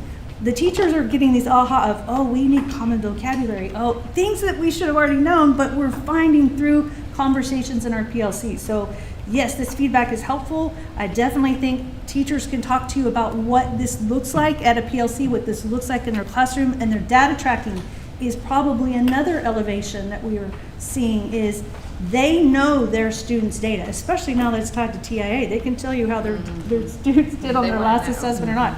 With math, beginning of the year, teachers were like, oh my gosh, my growth score wasn't as large as I needed. What can I do to improve that? So that's what PLCs are happening and doing, is talking about the students that are lagging behind, the students that are not growing a year's worth in a year's time, and the students that need to be challenged to make that growth. So. And yes, I understand the PLC process, and I understand you're very passionate and you are trying to defend the teachers. I am not questioning the teachers. As the board member, I'm supposed to approve the district improvement plan. Yes. And my feedback on the district improvement plan is it is a rubber stamp right now of the same thing, but yet we are not necessarily hitting our mark. And so whatever needs to change in here to make sure that we are, that is what I am asking. I am not wanting to get in the weeds or come to your PLC meetings. And I do understand the process that has to take place for that. You don't need to convince me that up here in the meeting. What I am trying to say is I am approving the objectives and the strategies to make sure this district moves forward and we have not hit our targets. And so I just want to make sure that if we are rubber stamping a strategy that has been in here for year after year after year, that we are doing something different with those strategies to move that pendulum forward. So I would like to say, I had similar struggles. I've never seen one of these before in my life. So of course I sat down and I read every 200 and something pages of all 4 or 5 of these things. Where I struggle with, and I know we still have to go through that one, so, but just thank you for clarifying that. I really appreciate your words. I do. Thank you so much. Because where I struggle with is, like, I even put in one of my notes was, when the plan says we plan to develop a plan, that means we don't have a plan. So he said we might have a plan, but it doesn't say we have a plan. And I'm supposed to vote to approve a plan to develop a plan. Right. That made no sense to me. Stuff like that made 0 sense to me. So, is it on the district or campus? Do what? District or campus plan that you're talking about? That was, I believe, on the district. That's on the district. Okay. But all in all, the feedback, so when you're talking about TIA and teachers, I can touch on elementary and some of the other teachers that I'm still in contact with, is the scuttlebutt around the TIA is the fact that STAR TIA, it's easier to get the TIA if you're STAR as opposed to, I'm relaying It's a information. perception, correct. It's a perception, absolutely. And so if towards the whole retention piece for the younger ones, younger teachers, that is something that's out there. It is a thing. And so I don't know what I expected of all this, but I just know that I would just want to say thank you for clarifying that. That was very important to me. Yeah, and I think, you know, the feedback is good. I will say, I think we made big strides with this plan, and I know a lot of our leaders in gathering together to work on this plan, really, rather than a rubber stamp, really we're looking at aligning it to the priorities of the board. So I think it's probably the most we've looked at it. Now, when you look at these types of plans, I will say to devote the time you need, I think we could do some training on how do I articulate what is the action step I'm doing, right? So it is, yes, we're going to improve proficiency and we're going to say this is our goal. So then, and you're also just seeing the slide, right? But in the actual plan, we should have action steps and targets to meet, right? And I do think that that's something that is not everybody's comfort zone in creating when we talk about a plan. So I think it is something we can work on as a team of creating more effective communication of our action plan. I want to be very clear. I agree with you, Dr. Gosh, that the intent of tonight's conversation is not about criticizing the work of our teachers. I also don't want it to be a criticism of the work of the leaders. I think where we need to see a more effective communication is we've done this, we found it to be effective, so how are we going to support it? How are we going to continue to replicate it? And how do we expect to measure it to see that it is giving us the outcome we have designed? And if it's not, no, we're not waiting. And that's the whole point of the STAR redesign, right? We don't wait till June to find out, yeah, it didn't work and those kids are gone, so we don't know what to do now. But since we're using MAP and formative assessments to say, we need a pivot. We're not seeing this effective as a whole, or it's effective for 90%, but this 10 needs to spiral back. How are we gonna help them? And then, you know, hey, there's also this group of kids that are bored out of their skull and they're ready to move about, you know, two units ahead. So that's the challenge of the work. I think we can do a better job of articulating those action steps and how we're measuring our progress with that. I do think that Wendy's team has created a guide. I asked her to do that because I do think we are not doing a good job. We haven't done a good job of articulating all of the work that is happening. So I've asked her to put together with her team, what are those tools? What are those documents? What are those processes that you and your team have put together with principals on campuses to see growth, to see things articulated? So you will receive that at the end of this 9 weeks, as well as you will receive at the end of each 9 weeks, there'll be a little bit of work time to gather the data and create that assessment for you guys. And it's not just, hey, this is a check the box, the board got to see our progress. This really is something for all of our campus leaders to be able to use with their staff to celebrate and praise. Guys, remember you were trained on this technique, we followed through with it, look at the results we've had. We do still have some kids that are falling behind, so here's what we're gonna do to handle that, and we're able to articulate that and move forward. Because I will say, as an employee of any school district, that growth, that success, the score on a test, that can be very daunting when you've done so much work to try to grow your kids, know your kids, and move the whole group, and they're not all homogenous. There's some that are falling behind and have struggled and they need to be brought up. You've got the ones who are right there with you, and that tier 1 instruction is gonna get them where they need to go. And then you've got your kiddos who are like, learned this last year, let's go. And they're gonna tune out or have issues if they don't feel like they're being challenged. So I want us to be able to articulate that clearly with our community, clearly with you, and really support our teachers in seeing this is what's working or no, it's not. And if it's not working, I don't want people leaving because we're still saying, nope, we're gonna beat this drum because this is what they say works. That's the first frustrating step for an educator, is to feel like they're not heard when those kids are not getting where they need to go. And we know we've got parameters. The state has changed things on us. We've got curriculum that is approved by TEA and SBOE now. We don't have as much autonomy and freedom, but it's not to say we're not going to listen to teachers. We're not going to have, and I think that's why Wendy's so passionate about PLC, because it is that opportunity for people to come together and say, hey, I followed everything that you guys told me to, and I still am not getting the results I need for my kids. And us being able to be vulnerable and say, then how are we going to help each other? So I think the feedback is quality. I think she's made it very clear it's a living document, and I know that's a buzzword, but we will take that back. And I think you're going to see it adapt anyway because of our checkpoint process. Just the time we spent at the high school at our first academic checkpoint, I think shifted some of the goals in this, because where it was make a plan for college, career, and military readiness, that's done now. They have achieved that. So what's the next step? How are we following through with the plan? How are we monitoring the plan?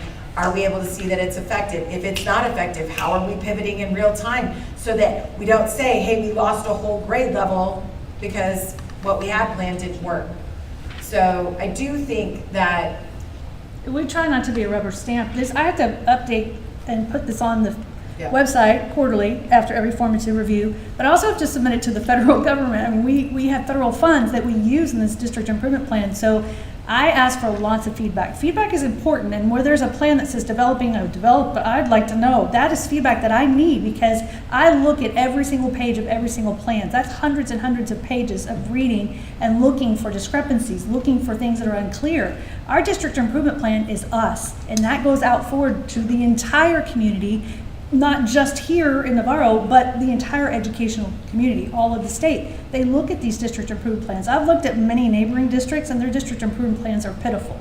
I'm sorry to say that out loud, but I've looked very closely at some of them, and they're not even 20 pages. No, we are very in-depth, and we are trying to make sure that what we are communicating in this plan is authentic work, and that it's authentically being done in our district. I've thought very, very carefully about each department. They met with me independently to make sure that their goals were aligned to superintendent goals, aligned to our collaborative vision. We talked about the process and the flow of these documents. So when you see things that are unclear, or you see things that look rubber stamped, I hope that you will give me that feedback, because never ever would I want to go forward with a document that was not the best of our best. Yes, I do have high aspirations. Yes, I do want our teachers and our staff to have high aspirations. That 90-60-30 is the A. That's what I want. As an academic officer, I want that A. I want that letter branded for everybody, because we deserve to be an A district. We do. But we're not there yet, because we have some misalignment, and we have some goals that we do have to focus on. Instruction and student growth are at the top of that list. So the feedback is well taken. I don't want you to think that the things that are saying here tonight are not heard. They absolutely are heard. I have an academic services meeting every Friday, and we talk about our progress. We talk about what we're doing, how we're supporting our campus leaders, and where we're missing the mark. Why are we not an A? Why are we still sitting at a B? Well, our CCMR numbers are a big part of that. 71% is not going to get us an A. We've got to be 88% or higher. We're working on that, and I can show you examples of that when I give you the quarterly report. But I definitely don't want to be a rubber stamp, and I definitely don't want to look like we're always doing the same thing year after year. Again, that's the definition of insanity. Not making any changes would be something that would be a detriment. And I think that your segue on the CCMR is a great opportunity for us to continue with junior high and high school, and then open up for some additional questions. Thank you. All right, thank you. Well, I'm going to try to focus on those pieces that we're changing, updating.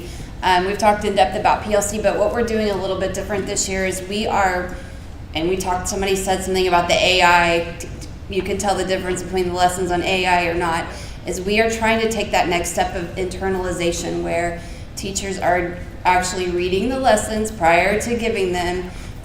We actually had one of our math teachers go through a lesson for us in PLC, so modeling what that looks like to go a little bit beyond in our PLC. We're also focusing on alignment.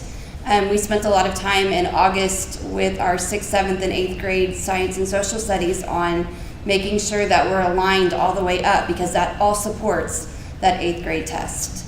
I'm very happy that Laurel Wilson, our new secondary academic dean, has joined us.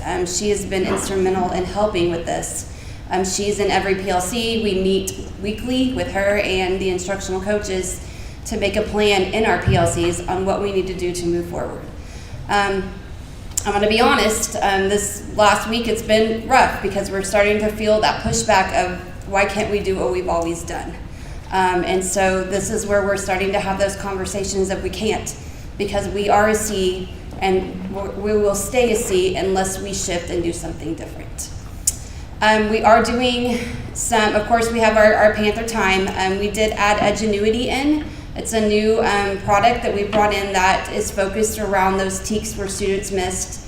My new assistant principal, Ms. Shriver, has worked with Laurel and Edgenuity in designing lessons specific for those kids. So our kids that didn't meet the STAR test, they have a certain lesson they work on with math and reading each week, and so on as we move up.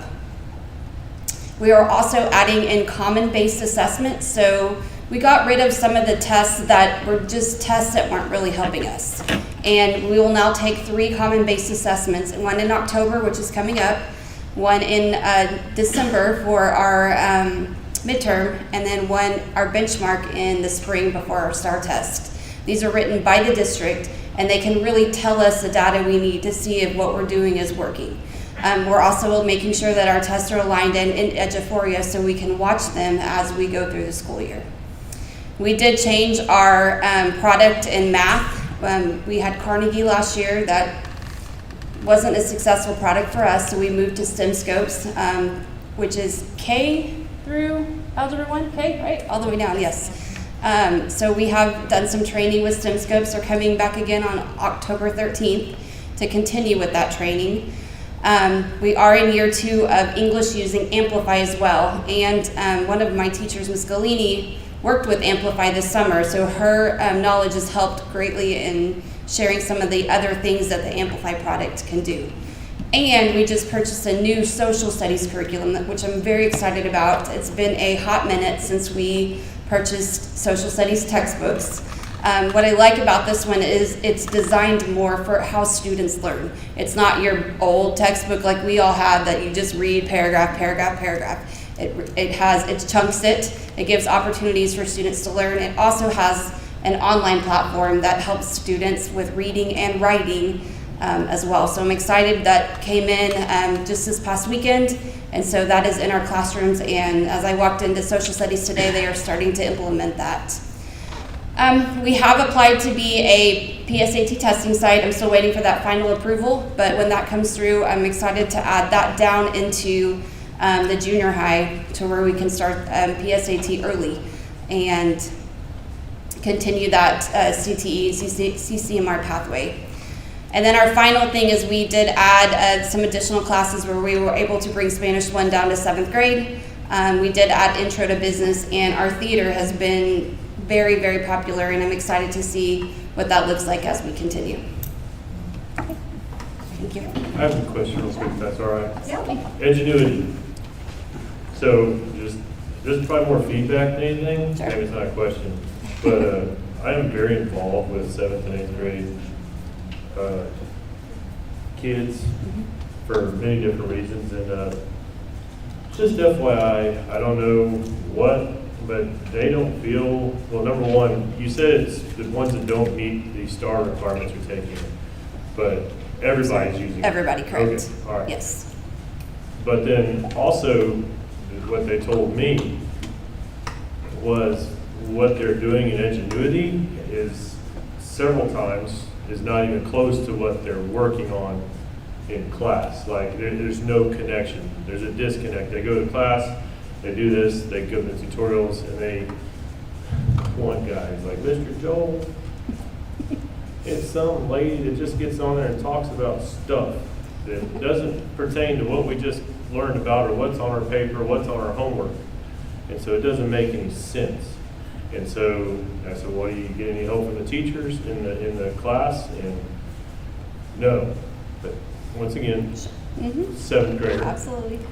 But it just seems like right now the feedback I got from 5 different boys, that makes a difference, right?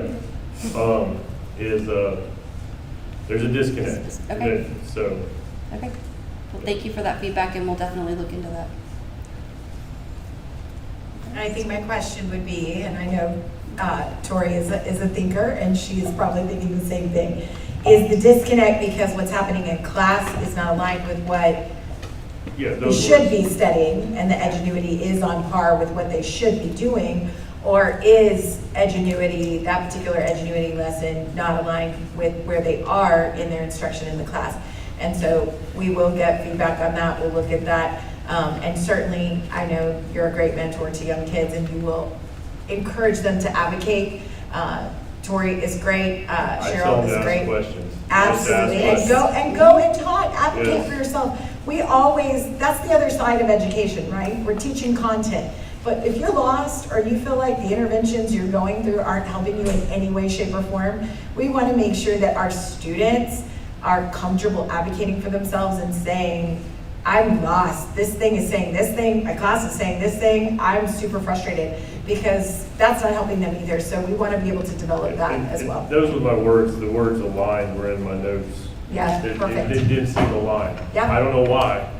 And that's, they're not going to give me the why. She's asking right now. They won't know it. Right. But yeah, absolutely. Just FYI. Yep. All right. Thank you. Thank you.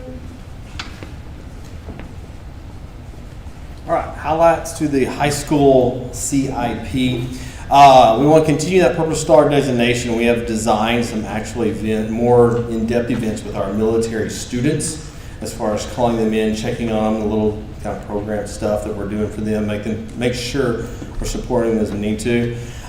We are, and if you saw the Friday memo, we are an SAT site, and we're looking at March 4th-ish. The juniors will be taking this test, so we're looking forward to that. Something different than we have not done in the past. The CCMR increased with the College Bridge. Our seniors who have not yet achieved that CCMR point, we've explained to them, go back to what we explained to them about that, are completing that in math and in English this year, so that's significantly going to increase our percentage of college-ready kids, according to the state of Texas. There is also TSI, SAT, and ACT preparation going on with this. So our students that maybe are struggling in the math or English, they're doing that during our advisory period this year. So we're doing a lot more of the, if you didn't succeed in this, what are we actually doing about it? You know, we are actually going over and reteaching some of these things. Also, the seniors that have achieved this, they get an off period today.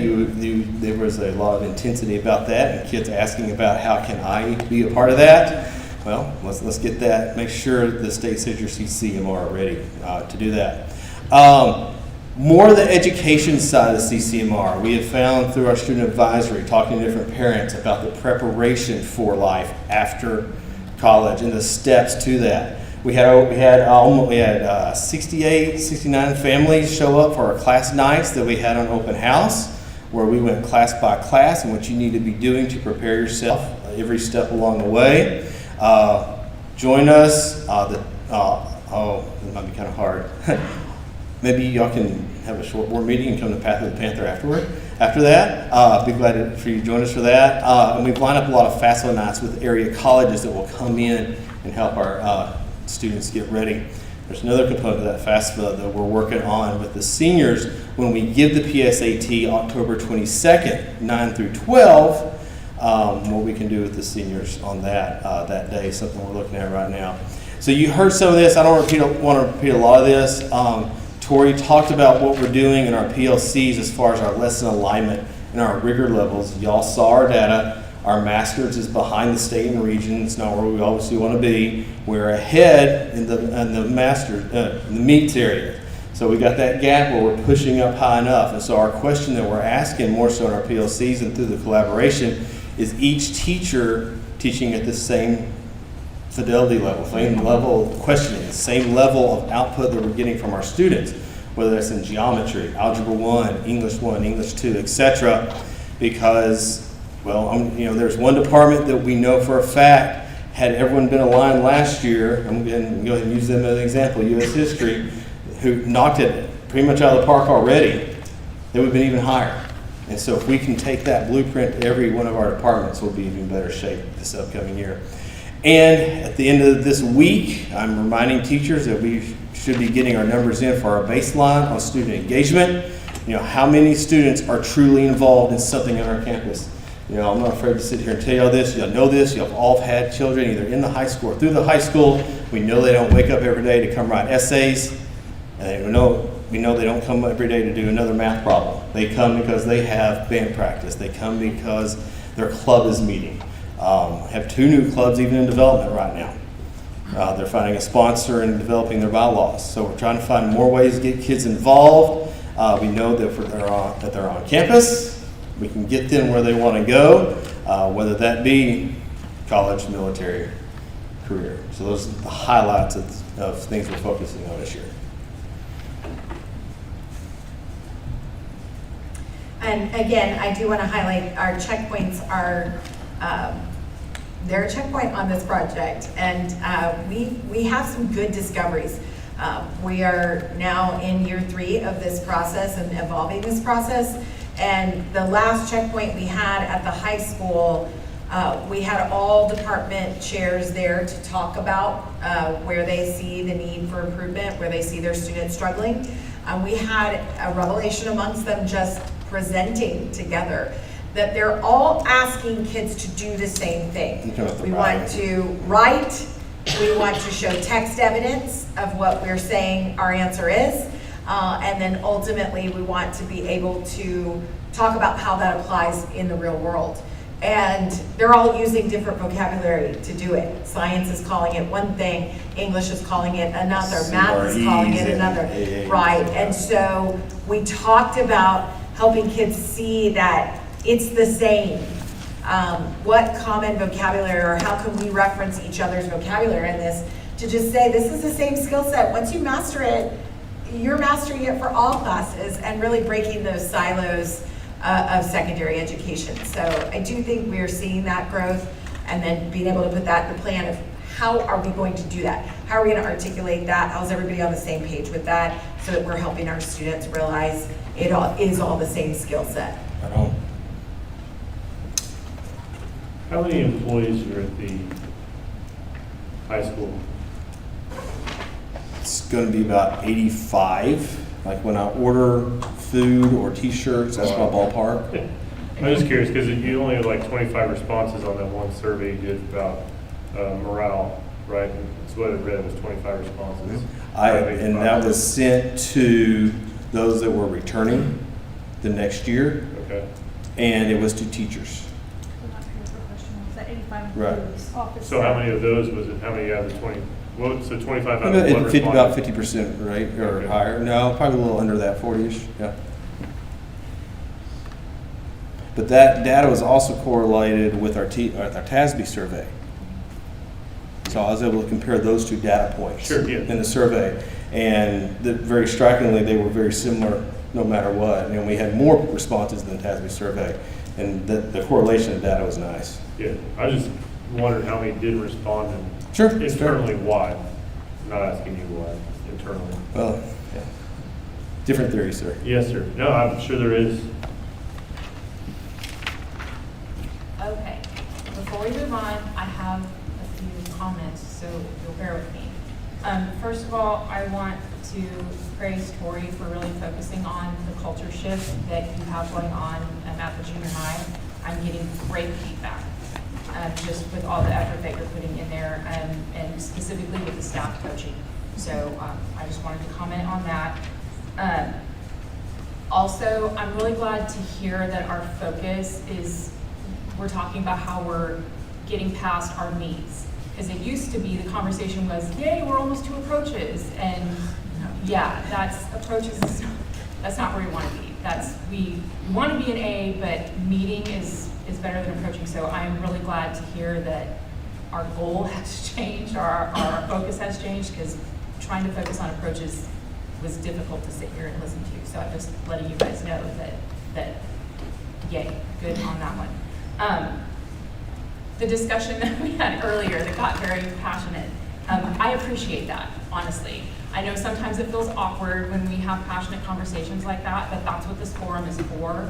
So I appreciate all of the dialogue there.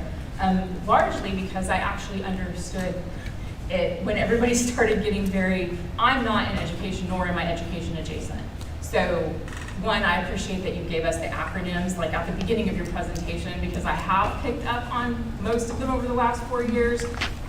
But when you guys were really getting into the conversation, everything kind of got stripped away from the education vernacular and became very easy to understand.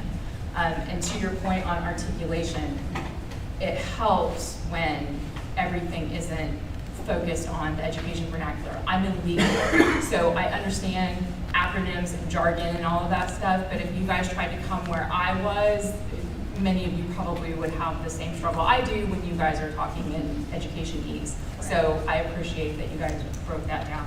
And the last thing I want to touch on is the TIA. So I got super excited when I read that in the Friday report, that you guys got, asked to come and be on the panel and be a part of that. And so I reached out to Dr. Epley because I wanted to know who all was involved with that, because that had to have been a major undertaking. And I understand the end result of it, but I didn't really understand how we got there. And so I asked her about that.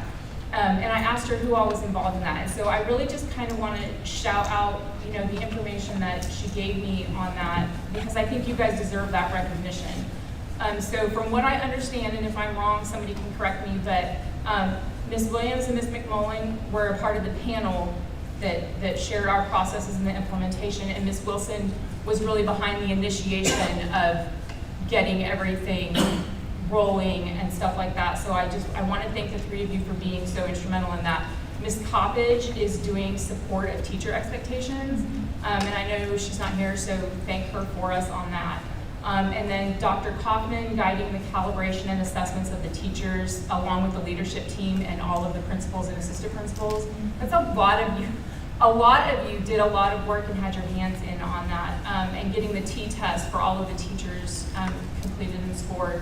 And then Mr. Adam, Ms. Gossett, Ms. Voigt, Ms. Landrum, and Dr. Epley helping with the TIA assessments. So in case anybody didn't know, that's the tip of all of the hands that went in to get to this end result. So, because I understood the end result, I just did not understand how we got there, and I wanted to talk to her, and I just that's a lot of people who deserve some recognition. So I just want to tell you guys thank you and kudos, and we struggle sometimes because we focus on things like our district score, or we struggle on did we make it to quarterfinals or state or whatever, but there are other awards that mean just as much that don't always get the same recognition, and I think that being invited to participate in something like that for our region is a great honor. So congratulations, you guys. I appreciate that, and Yes, thank I you. know our team appreciates the recognition for the hard work behind the scenes.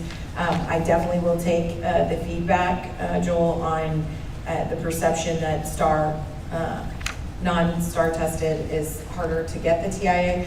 I will tell you that we designed our TIA plan, and this is when some people may say, well, I did teach a STAR tested subject, but the majority of my career was not.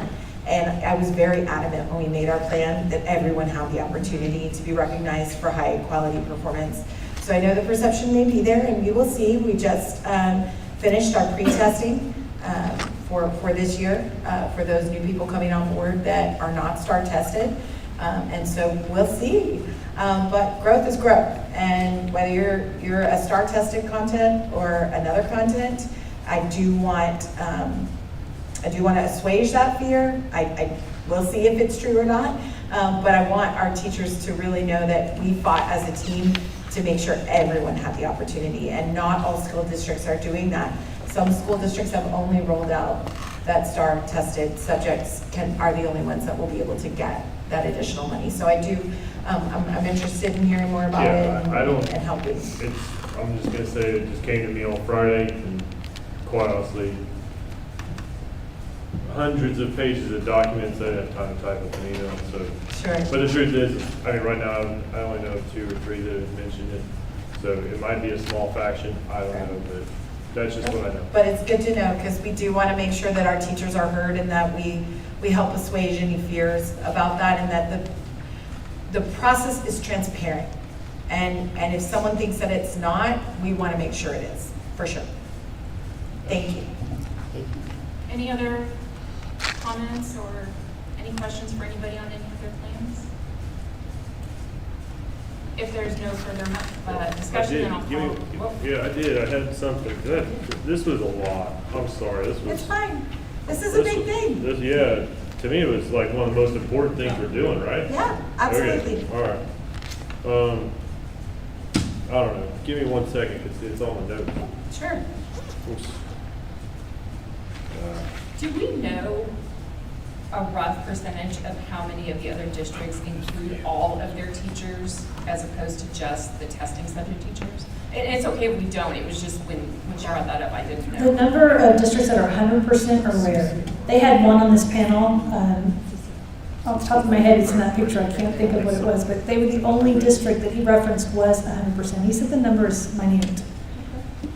There were just so many people that it's challenging. The work is very, very challenging. To go through an application and then an expansion of an application takes a lot of thought. And even us who looked at every little detail, every dotted I, every crossed T, there were still scenarios that came after our application was accepted.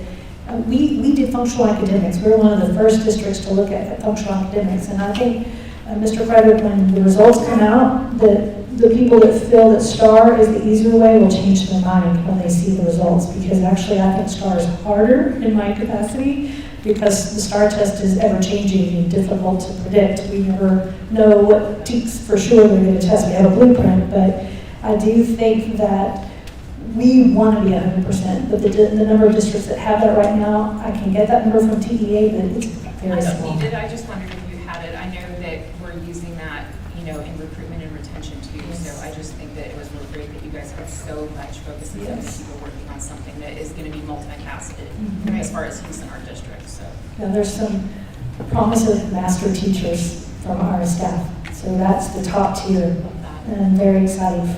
Like I said, it's preliminary data, and once we vet tomorrow, is it, we're final?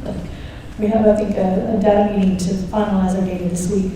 We will know, and then we'll make those announcements when the time is appropriate. thank you. I remember the question now. Got it. On goal 2, performance objective 3, strategy 4. I was confused because this goal 2 is talking about reading in 3rd grade, mathematics in 3rd grade, stuff like that.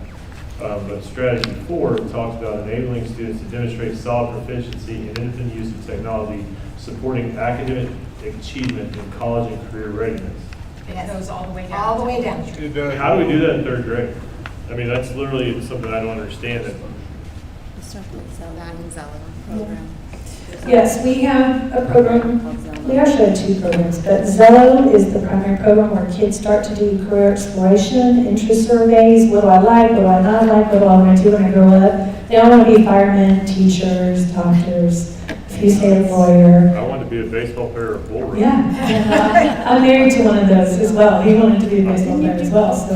I did. They, Both hurt me. yeah, but they, at that young age, we're just trying to give them It possibilities. felt way out of place as I was reading it, but okay. Yeah, no, we start early, and we do college and career nights for them too. Okay, thank you. Sure. That was a good question. It is, especially when you know that parents oftentimes push back on 7th grade needing to start talking about a program of study. When you think back that the state is asking us to introduce a career pathway in. And this is my commentary on that. It has nothing to do with us. If we can't get 50% of our people to read properly in 3rd grade, why are we focused on getting them in a career already? How come, let's just get them to read. Yeah. So that's just my commentary. Nothing to do with you. Always a goal. Nothing to do with you at all. Always a goal. I think they're also hoping that if a child is inspired for a particular career, that might help them to find things to read that will help them grow their reading skills or math skills or set some goals. But yes, it's an aspirational goal, and it is also just a requirement of the state, so we will keep plugging away. Anything else? If there's not, then I'll entertain a motion.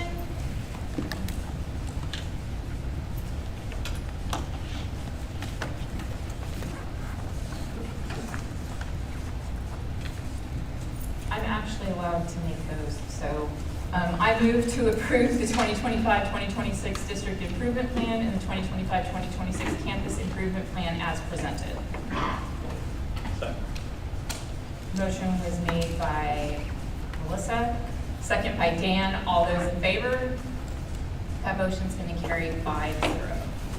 Okay, before we go on, does anybody need to take a break? Yes. I can go to the restroom if you don't mind. Okay, it's 8:29 and we're going to pause.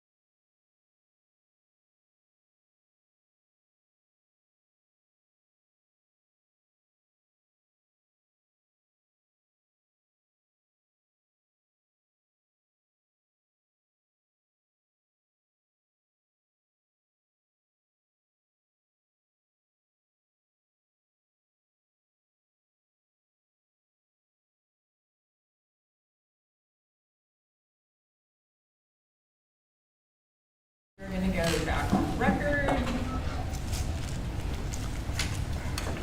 And we're going to finish out our action items with 7F. Consider and approve the use of the LASSO Cycle 3 grant funds for our mathematics, including support from an instructional coach. I'm doing E. Did we miss E? Yes. We just talked about it and I missed it, I'm sorry. Okay. Relabeling. 7E, consider and possible nomination for Guadalupe Appraisal District Board of Directors. And I did want to let everyone know that there are 2 positions that are open. They are none of the people that we have nominated in the past. Mr. Levin still has his position for a little bit He has longer. 3 years left. Yeah, so we have the option to nominate for these 2 open positions, or you can choose to say we have no nominations. Either way, it will be coming back to you when the nominations are turned in, and you will have the opportunity to vote for those positions based on whoever is nominated. So if you have nominations to submit tonight, you're welcome to do that, and we will resolve that these will be your nominees. If not, you can say you have no nominations, and we move on. And Paul is here for any questions. And it's no longer going to be an annual thing. Once we do this year, next year there will be no nominations at all. And then in 2027, there's going to be 3, and then it's every 4 years after this. They have 4-year terms after when they started this last year. Yeah. We wouldn't know anything about it.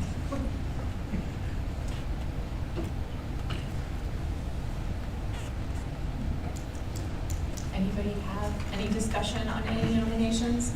I mean, is this something we're supposed to do? I mean, I just asked because I saw the letter was from September 2nd, so I mean, if we needed to have them, like. No, and again, you know, Peter Snappen says you don't have to have any nominations whatsoever. You still have the right to vote. So once those are nominated, it will come back to you guys for that opportunity to vote. But if you have someone that you think would be great. We're gonna vote on other people's nominations. Correct. Most likely the city of Seguin's nominations for us. Correct. But One if of you, them is the school board president or an officer in Shirt Civil, right? Isn't she? I know that it was it Seaver? Mhm. We wrote these down, yeah. Yeah.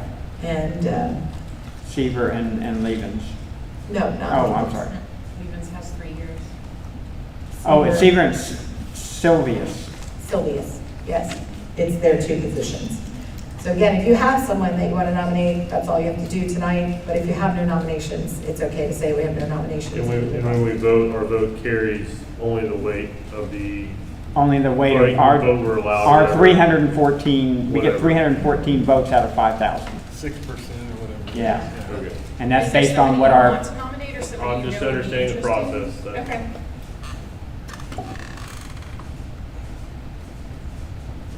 I want to nominate Dan. Fine. No, I'm second. You're fired. Well, just like I can fire you. That's you like can nominate me. been on the sidelines to tackle the guy going in for the touchdown on Friday night. Do we have any nominations?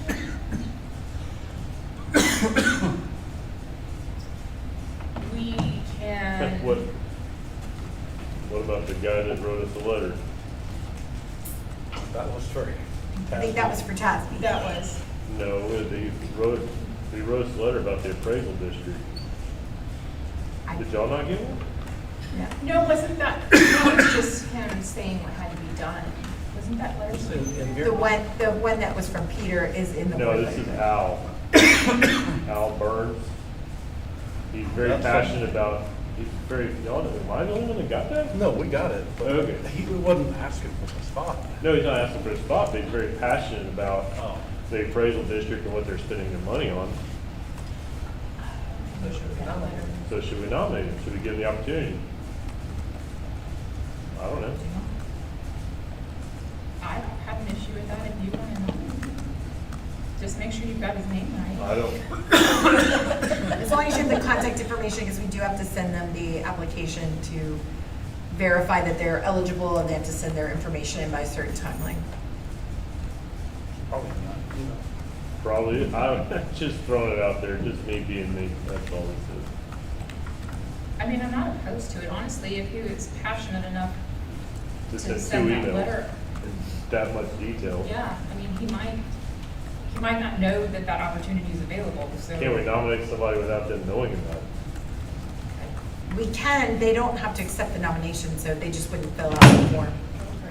But if you nominate them, you can send them the form. Yes, we send them the form. That's what we did with Jim Lee. Good. Sure, I nominate Al Burns. You want to read the whole? Oh, yes, sure. I apologize. Oop, I moved on to a different line.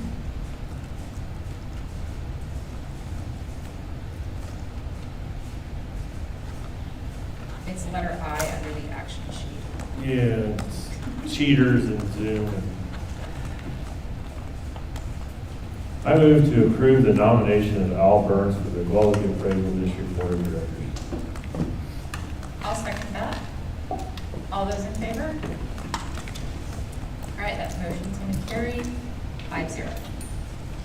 Now we're going to go to 7. And if you can forward that to me, so I have his information to reach out to him. You didn't get it? You didn't get those emails? Don't think so. I'll forward it to you. Oh, you got it? Yeah, okay. Let me officially read this for the record, please. 7F, consider and approve the use of the Lasso Cycle 3 grant funds for mathematics, including support from an instructional coach and ESC Region 20 as approved service provider for the grant planning supports. So essentially, with LASSO 3 funds, only partial funds were released and partial awards were given. We had applied for this, and previously the board was already aware of the fact that we had applied for it.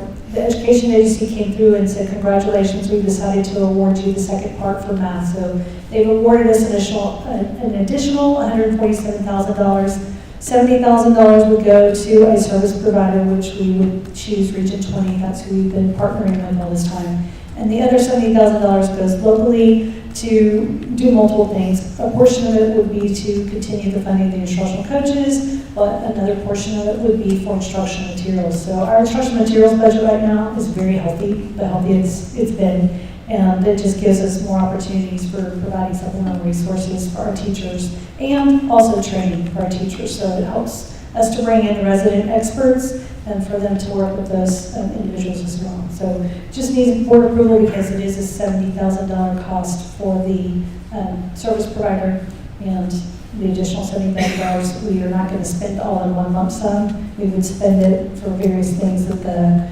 teachers need in the classroom, like their GPS math resource. Okay, so I have a question. We have to approve the acceptance of the grant and also the expenditure of, is that what we're doing? You're not accepting the grant, you're approving the expenditure to Region 20. Okay. That, Okay.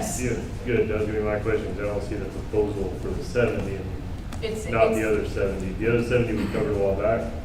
No, the other 70 hasn't been assigned yet. She's saying it will go to training, it will go to resources, supplemental resources at the teacher's request to help their students that are performing at different levels.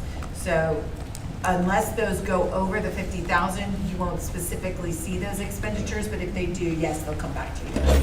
Because it's not all going to one thing, it's going to Also for staffing too, it makes me Correct.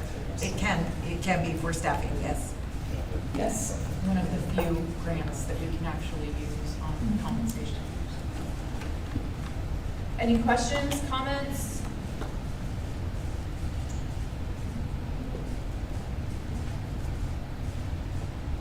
If we don't have any further discussion on that, I'll entertain a motion. I move to approve the selection of ESC Region 20 as Navarro ISD's approved service provider for the Lasso Cycle 3 Strong Foundations Planning Grant Program, and will utilize 50% of the awarded grant funds in the amount of $70,000 to create a contract for planning services in Region 20 for this grant. Second.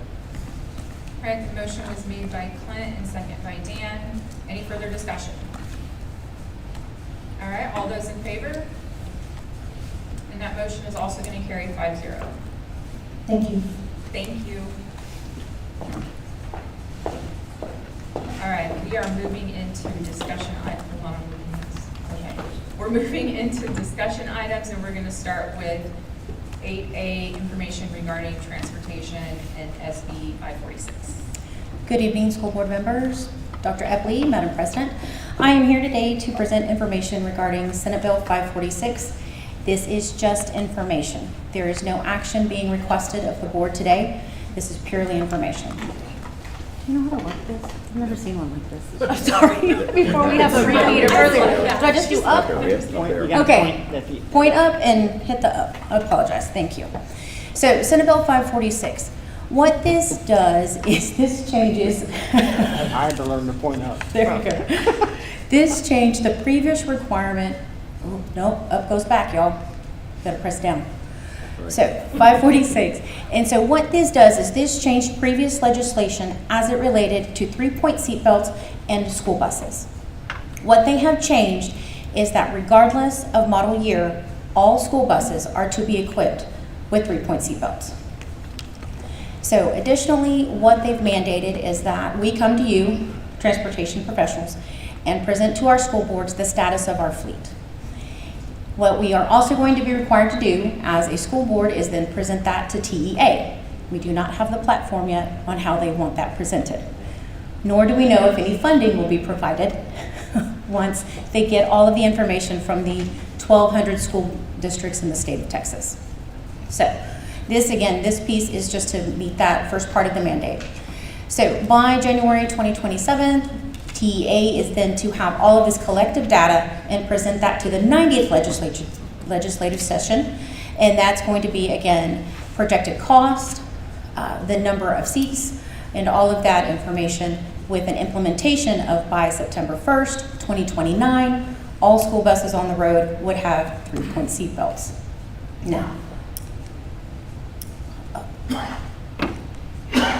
so for Navarro ISD, we have 36 total school buses. Out of our 36 total school buses, 11 are already equipped with 3-point seatbelts. Thank you, school board, for previous approvals of purchases. We have one bus that is equipped with lap belts only, and then 24 of our buses do not have seatbelts at all. Now, out of that 24, if you go off of our growth and replacement plan, 7 of those units are 2008s. So in addition to them being well over our 15-year mark for replacement, what we also have encountered when you speak to the manufacturers of the school buses, they are not recommending that you retrofit anything older than a 2010. So if we stay on point with our replacement and growth, we would actually phase those 7 out before the 2029 deadline. So I have done initial contacts with the 3 manufacturers as well as a 3rd outside company. So Rush Bus, which we have 2 units in our fleet, will not retrofit any bus for any reason, regardless of age. The next is Longhorn Bus, and those are the internationals. We have 14 of those units, and again, I've already subtracted those 7 that I project that we would already auction off and be gone before 2029. So that would leave us 14 of those with a price tag of just under $500,000. Now again, these prices are today. That is not in 60 days, that is not in a year, that is not in 2, that is as of right now. So Thomas Bus, we have 2 of those in our fleet currently, and that right now is, for both of those buses, it's just under $41,000. Next, I did have the 3rd-party company, that is Bucks Wheels. They said they could do all 18. They actually provided a timeline as well, as they have previously done retrofits for different districts, and they are going to roughly be just under or just over $500,000, again, with a 30-day quote for pricing. Is it new seats completely or seat belts? So it depends. So the way that the back of the seat is designed, so it's they have to take the back off, and it's a whole new back of a seat. And then they bolt the others onto the base for the buckles. Now with the older ones, like for instance the 2008s as we were discussing, the floors are, there's a concern that they are not built to withstand the weight and they would need entirely new seats, and therefore that's additional holes and possible damage. So that's another reason why they're not recommending that we retrofit those.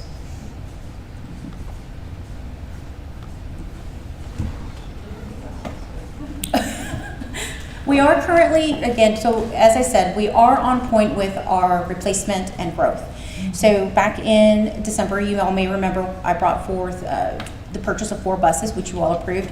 We're still waiting on those, but once we get those in, then that's 4 more of those 2008s that we get to say goodbye to. And then I'll be coming to Mr. Paul and you all here in a couple more months, because in addition to ordering new buses, it's still taking 12 to 16 months to get your buses. What's the new bus cost? Depends. So, but I no. But to answer your question, for? so to answer your question, the most recent quote I got, it is just under 170. Yes, it went up, sir. I haven't talked to you yet. There was no doubt. And all the new ones have the 3-point? Correct. Yes, sir. Any bus that I am ordering. I'm sorry. We have 4 years to do this, correct? Correct. By 2029. And potentially not, because if they take it to the 90th legislature, they see how much it's going to cost the entire state to retrofit, they may adjust the law altogether and it not actually become a requirement. Because that was my thought was if, you can do all of the units that we needed, but you spread it out over 4 years, but do you want to kick off before the next biennium, or do you just want to save up? I don't know.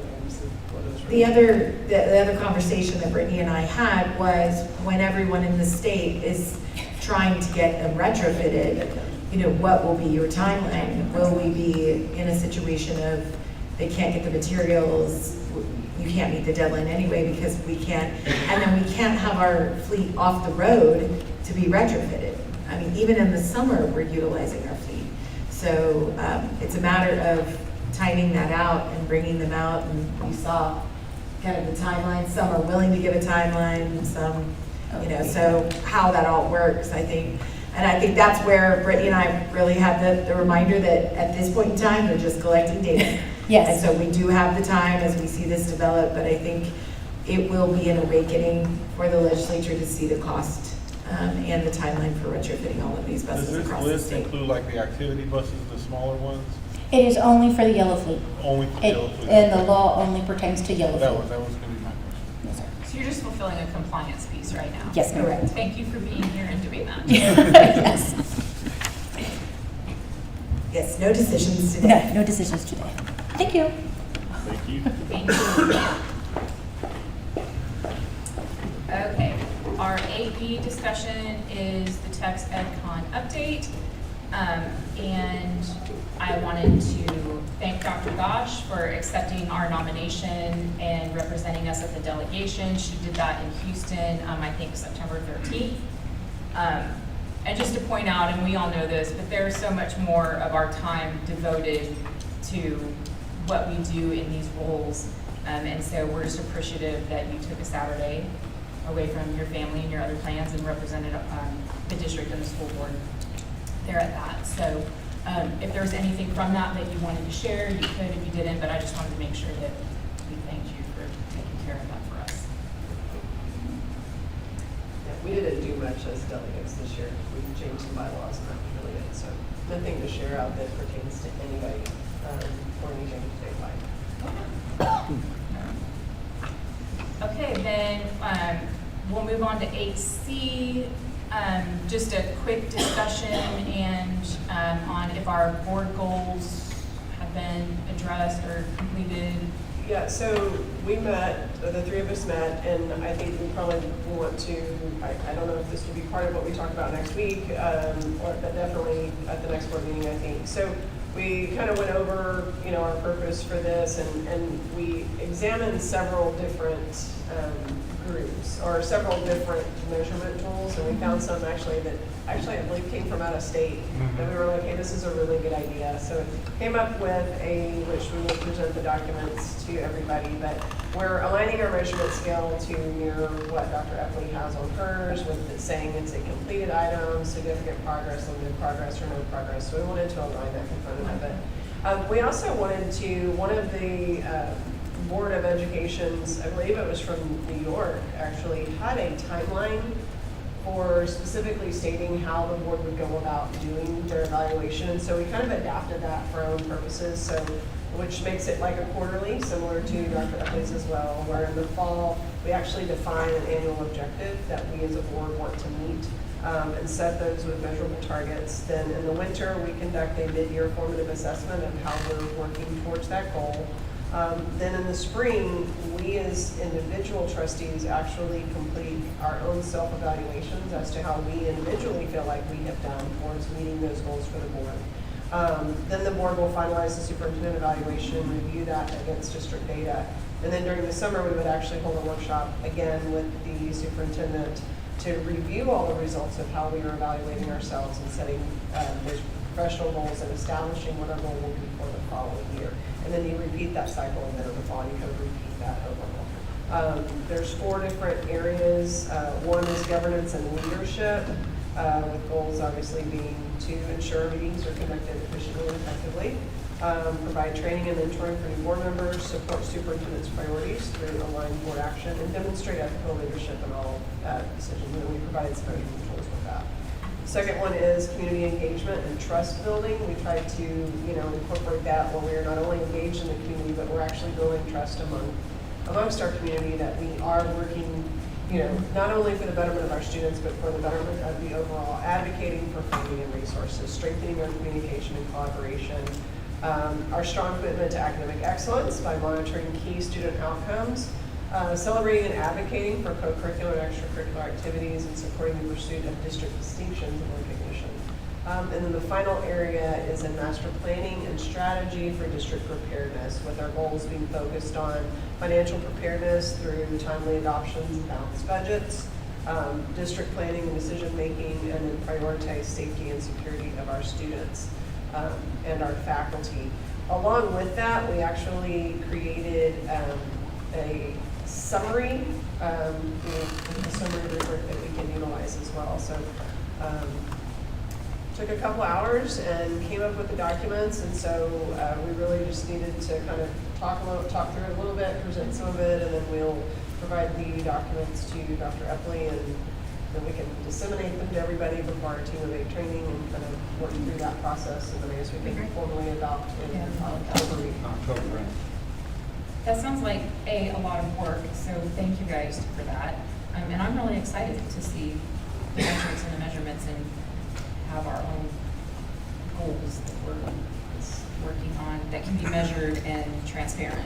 The biggest thing for us was keeping it aligned with what we've already got, not trying to create something new and more. Yeah. I think aligning with the superintendent goals is important, and if our district improvement plans are also aligning with our goals and our vision, then everything is kind of going to be moving on the same track in the same direction. And I think that that's important, especially as we grow. Yeah, absolutely. I think one of the key things that we discussed in that is that, the document is long and it covers lots of areas, but I think one of the key things is that we identify one very specific goal that we measure ourselves on within that year that comes from one of those categories, whatever that hot topic is. If it's this year, it's finances, then that's what our main goal is going to be. Not that we're going to ignore the other ones and not rate ourselves on that, but are we pouring our resources into that one thing? Is it community engagement this year because we're going out for a bond? Is it, that kind of thing? So to be able to signify an individual goal outside of what we have established in the document.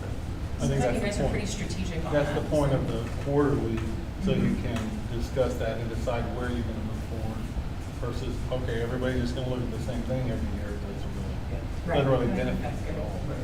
Nice.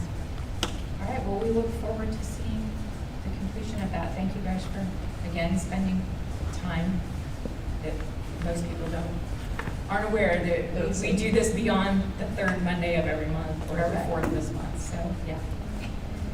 Okay, any other discussion about that before we move on?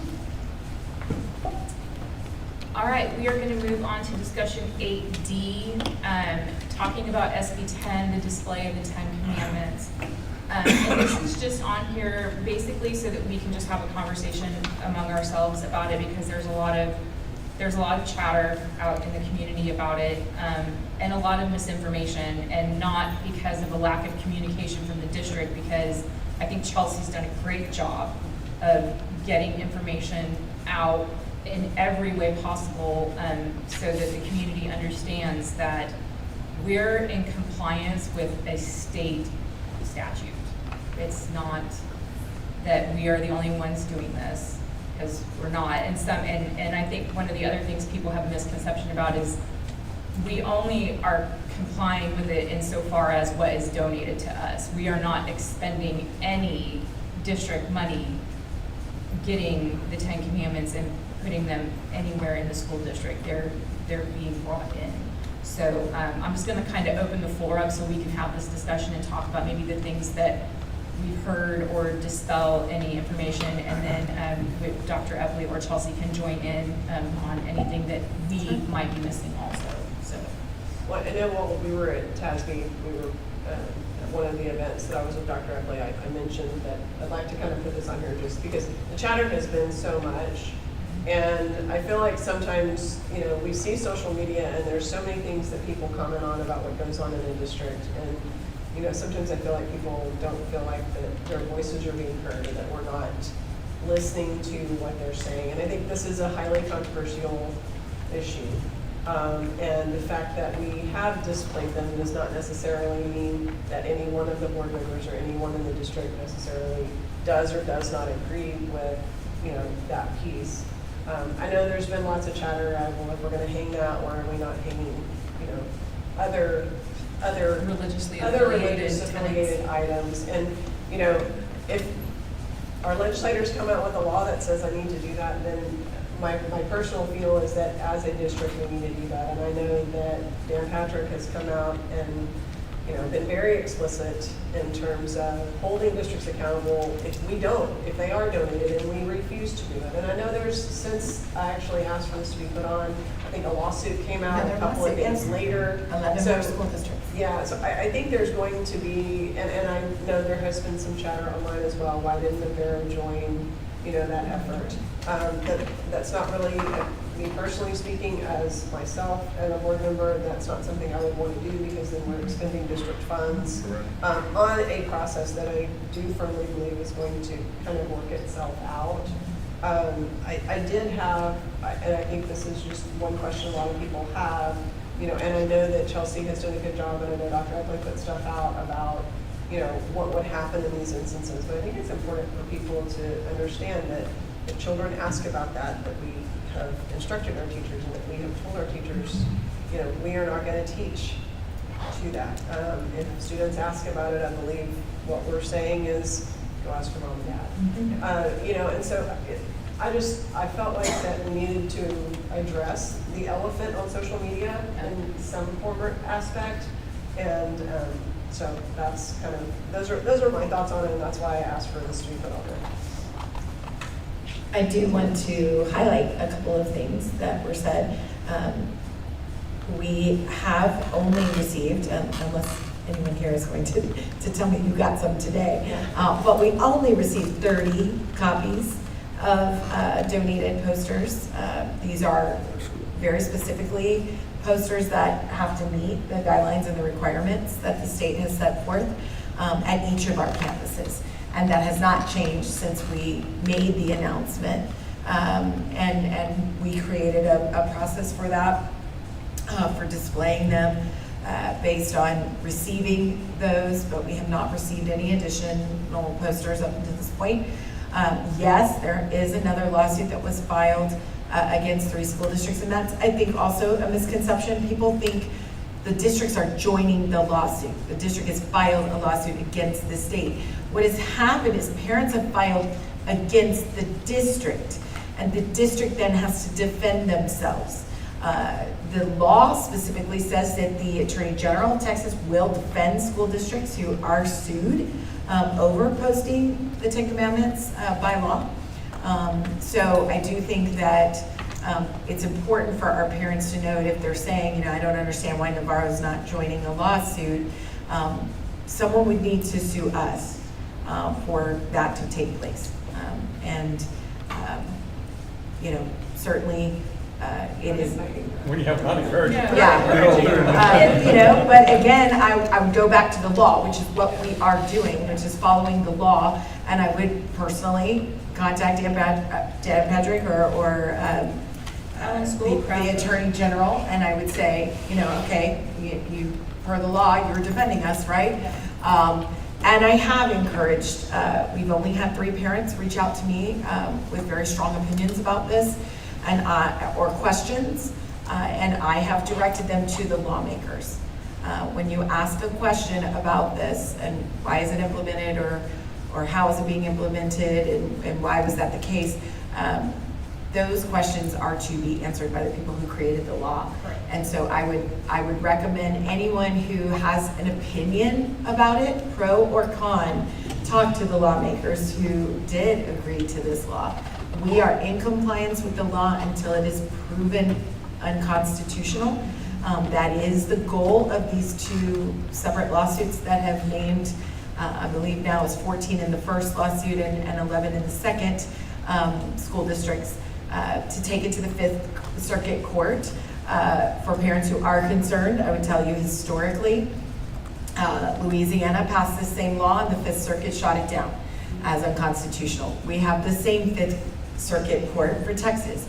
So everyone has made an assumption that the same finding will ultimately happen. As Dr. Gosh says, it will ultimately will out if it is ruled to be unconstitutional. At that point in time, there will be some sort of mandate about what we're supposed to do with these posters. Until then, we are complying with the law. We do not violate state law, and it is our call to do that. And I have also consulted, as I do on any situation like this, with the district's attorney, who has said you must post if they meet the requirements, and they've been donated to you.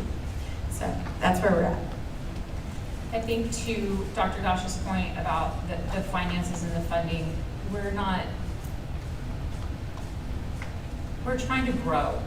We're trying to build facilities.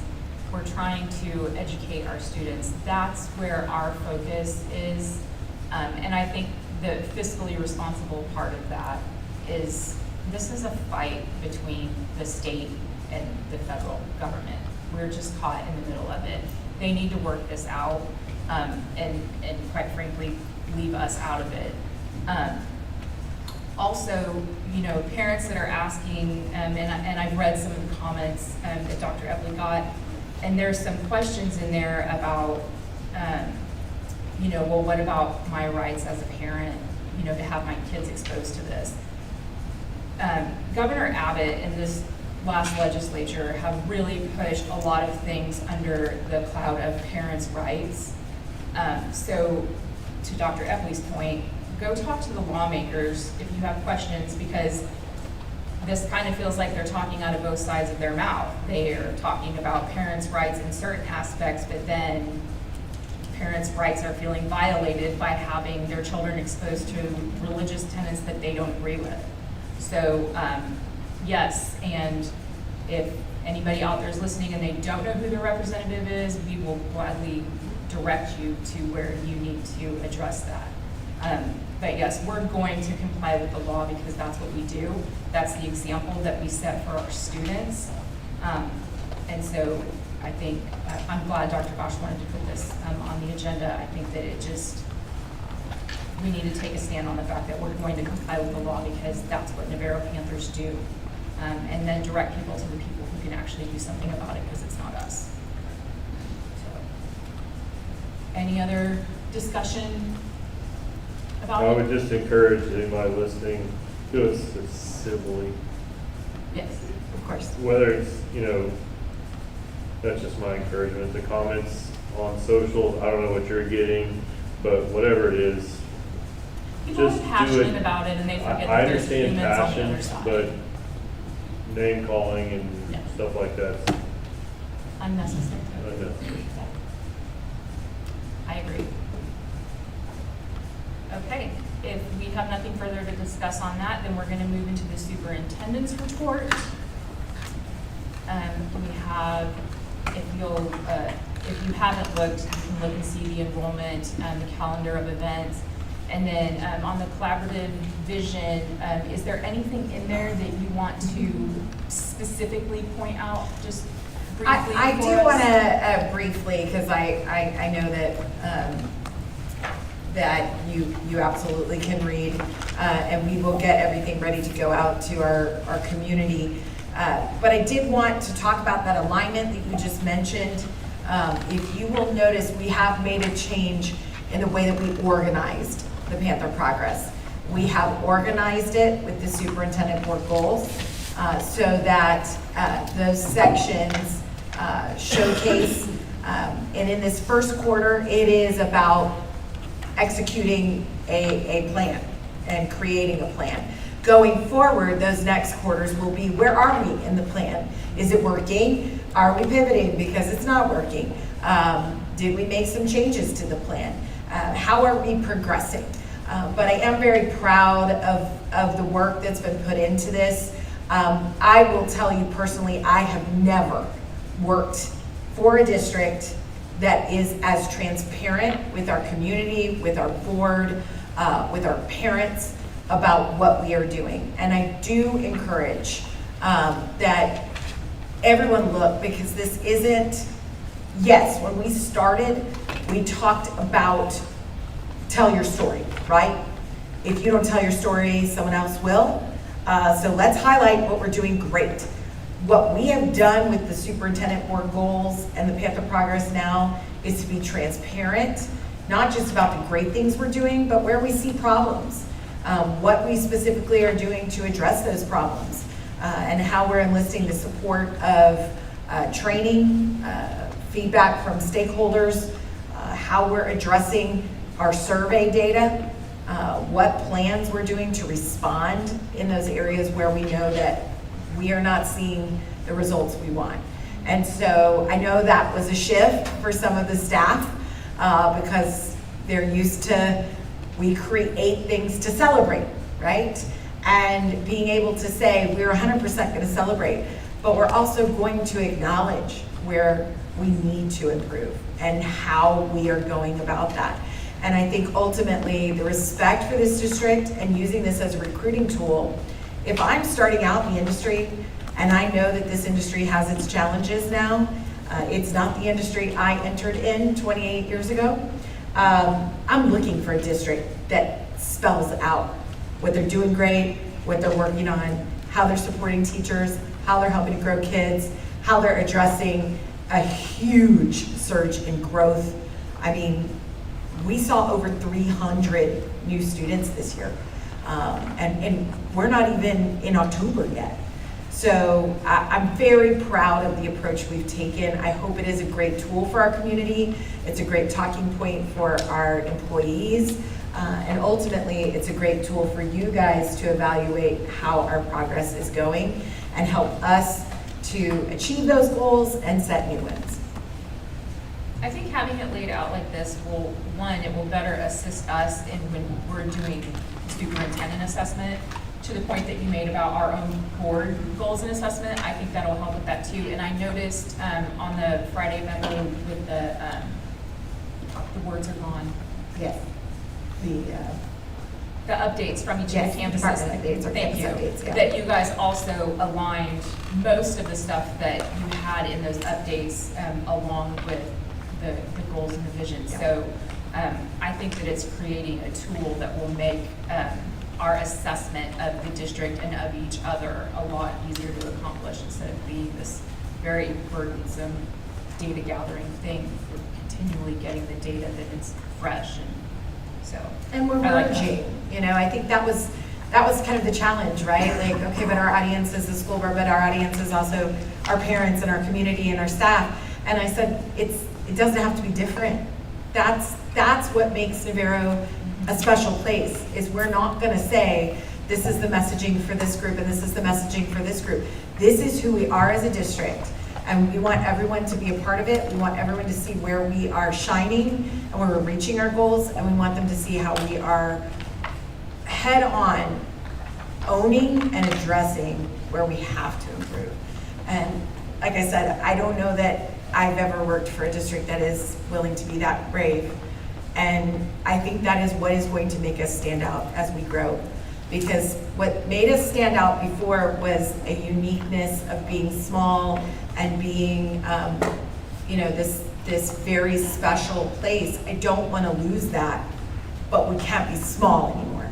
So that means being brave as we get big, to own what is ours and own what we have to do to retain all the things we loved about being small as we grow.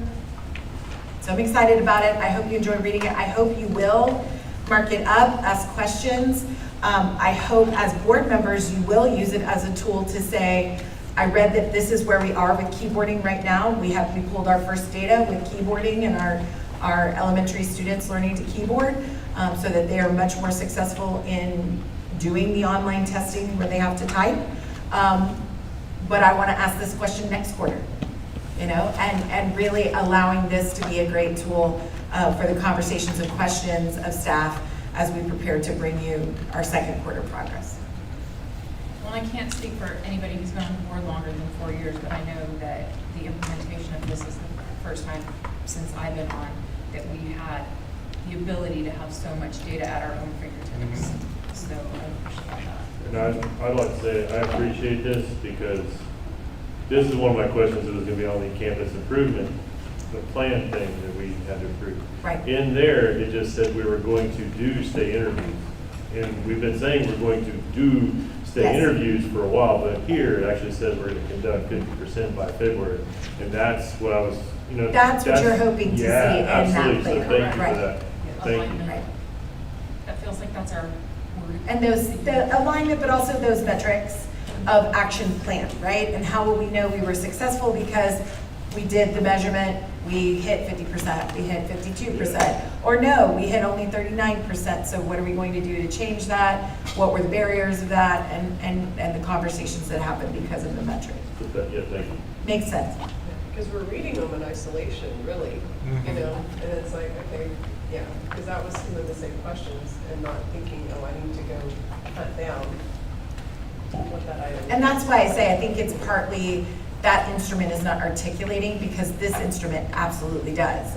And so we just need to take how we articulated it here and transfer it over, because they are happening. Like I said, that one page I mentioned about the attendance, there's a whole section in here where each campus will tell you exactly what they're doing. So if in our improvement plan we only said we're going to shoot for 97.5%, and you didn't see the action steps, they are here, they're listed here, so we just need to copy and paste that over so that it is a transparent consistency across all our documents. Any other discussion or comments? Okay, do you have anything else you want to share from the superintendent's report? Nope, I think that's it.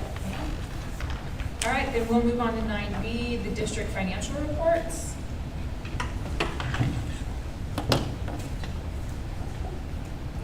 So the one thing I will mention tonight is this is results for the whole year. We finally see the results for the whole year.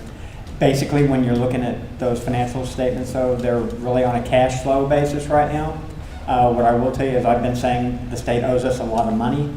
I looked just now because I was thinking it should be coming in. So they're showing a $5.9 million payment that is going to come in hopefully tomorrow. But that is on last year. So where you see those cash flow, where it says we're $4.4 million in the red, when we put that $5.9 million back into it, that puts us about $1.5 million to the good. So for the whole year, and today I had a conversation with our auditors. I turned over the prior year books to them. At this point, I had finished and got them about as clean as I could get them before they look at them. I told them there's probably something I forgot at this point, but they need to get started and I need to finish and get on to other things. So They're starting to look at that. We will have some accruals and some changes that will occur, but we should end up with a surplus from last year of about 1.5 million, if not more. Very good. Thank you. And thank you for speaking to it. I don't know whoever is out there watching, but I know, especially when we start going out for bonds, people who don't understand, and I don't completely understand, but the school financing, they see those numbers and they're like, well, why are they asking for bonds if we're in the negative, or why are we operating in the negative? So you speaking to it in this forum also gives some clarity to how that operates. So thank you for that. Wow. Does anybody have any questions for Paul while he's got the mic? And also thank you. Weren't we supposed to be like down 40,000 for the year going into it last year? And Yes. We ended up with 1.5. So Yes. Congratulations. That's a lot of people's efforts, and it's That's also coming in with more kids than we anticipated. Yeah. It's that growth that's coming in. But thank you for pointing that out, because Paul is absolutely a gem of conservative responsibility and communicating with staff and asking the hard questions, because it's easy to do this job when you just say, sure, yes, absolutely, let's buy it, let's get it, but he asks the hard questions so that we make sure we can give students what they need to be successful and support teachers in that, but we're also being extremely mindful to be fiscally responsible.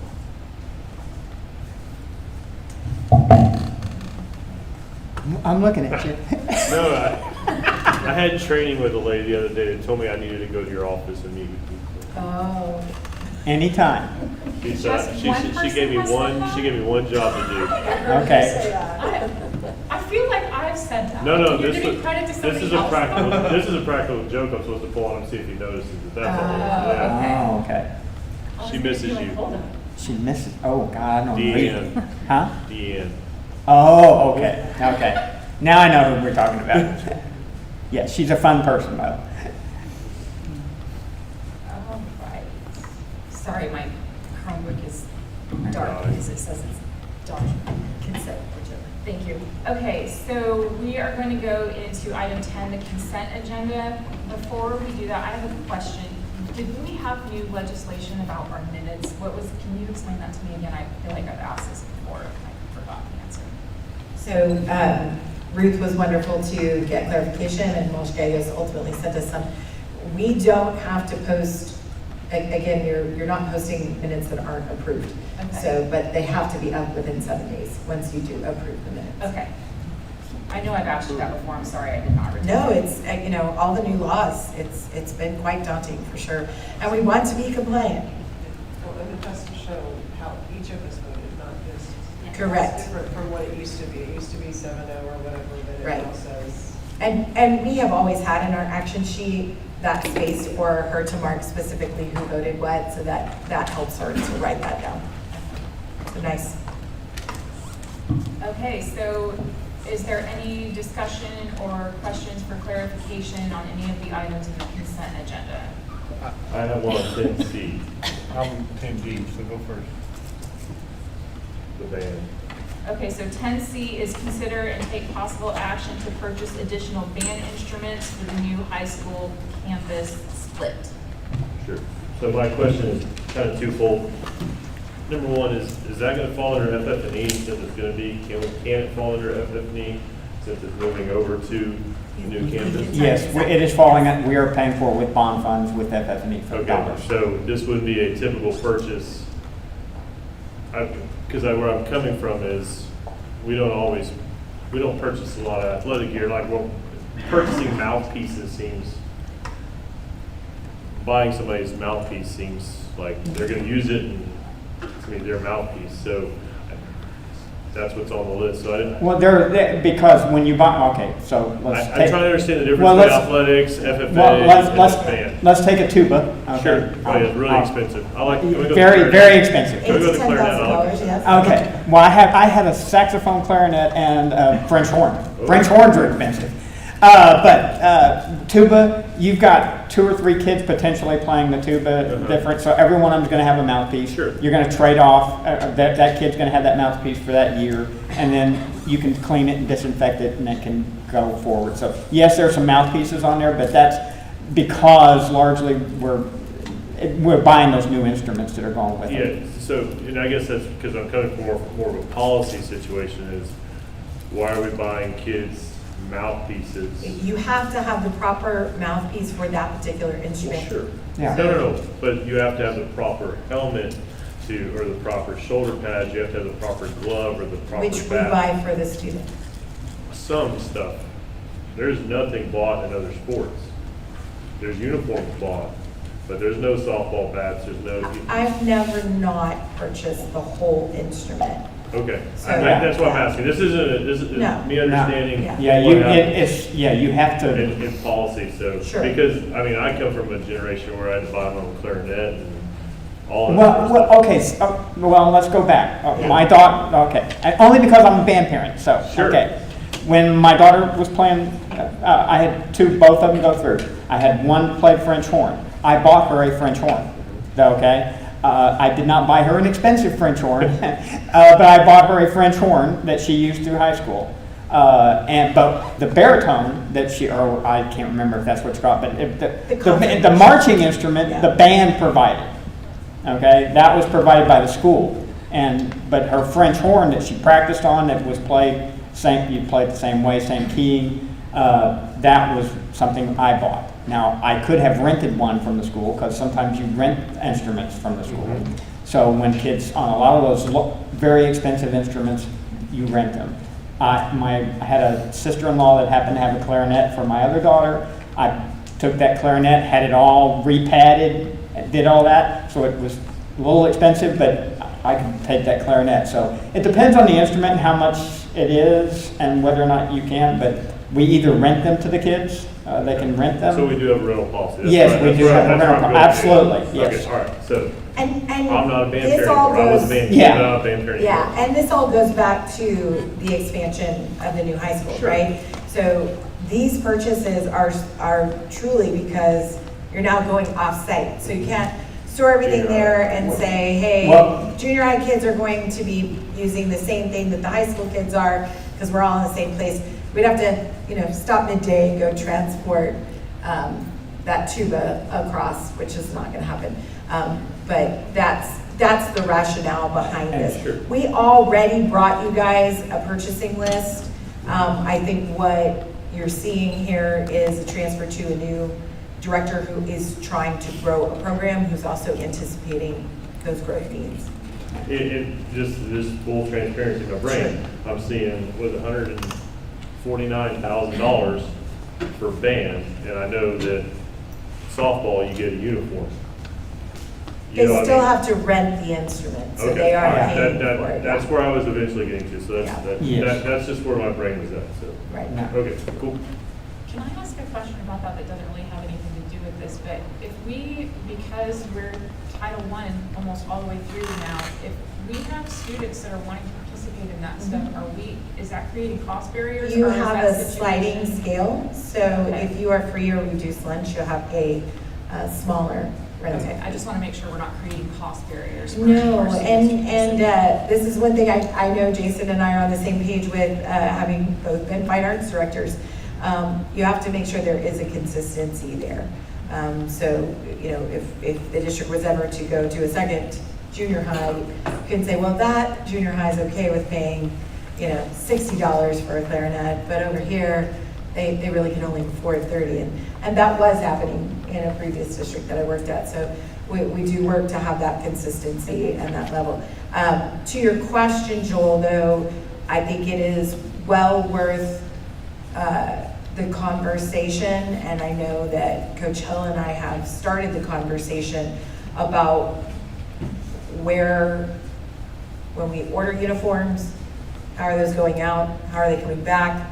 What's the longevity of that? Do we need to have a system in place, that is more equitable across our athletics? And I think that's a product of growth as well. But yes, both, both athletics and fine arts are working to create a sustainable system that isn't based on one, and this is across the district. I want everybody to understand this is something I keep saying and my staff hears it all the time. A process is not a person. When we say that was Joel and now Joel's gone, so now we have to come up with a whole new system, we never had a system, we never had a process. So as we grow, it's my goal that we are able to say, we have a system in place regardless of which coach is ultimately in charge of that sport, which fine arts director, and so I think you bring up a good point. We talk about that too, the process should outlive the person. That's it, I think. So I think we definitely can build that transparency and bring that as well, so you see where that is. Thank you. Yeah, absolutely. Any other discussion on 10C? Okay, if there's not, then we're gonna move on to Clint's discussion on 10D. Consider and take possible action to approve a change order regarding savings returns for the new high school project. Obviously, we like seeing return, but what my question is, what is our options for those returns? Do we already have something in place where that money's going, or are we gonna repay debt? What can we use that money for? What are our options, again, Mike? It can be used for the new elementary to supplement any, if we need supplemental funds as we look at the cost of the new elementary. We can still use it to purchase buses. We can use it for, because that's on the 21, we're kind of limited. It's either going to go into the, it's either going to go into the buses, the new elementary, Or the high school. Or to the high school. If So- there's something else we have find that we need at the high school. One of the things we talked about today is we know we're going to have 5 buses at the new high school, stationed at the high school. We also talked about, everybody's trailer, right? Is everybody going to want their trailer over at that new facility? Where we're positioned now with our new, wrought iron gates, everything is behind those gates and secure. That's not the way it's designed over at the new high school. And so that, as we develop that parking lot, we get everything situated, we kind of see where things are.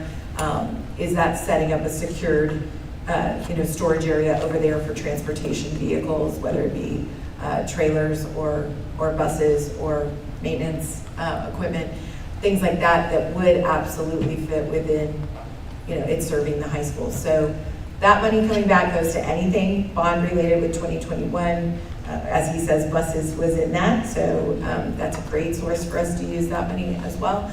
But also as we close out projects, and if we see that that money is still there, then we're able to bring that back to the board and say we finished all projects out of that bond, and you would have the ability to vote on reassigning those funds, and we would go through the legal process of that.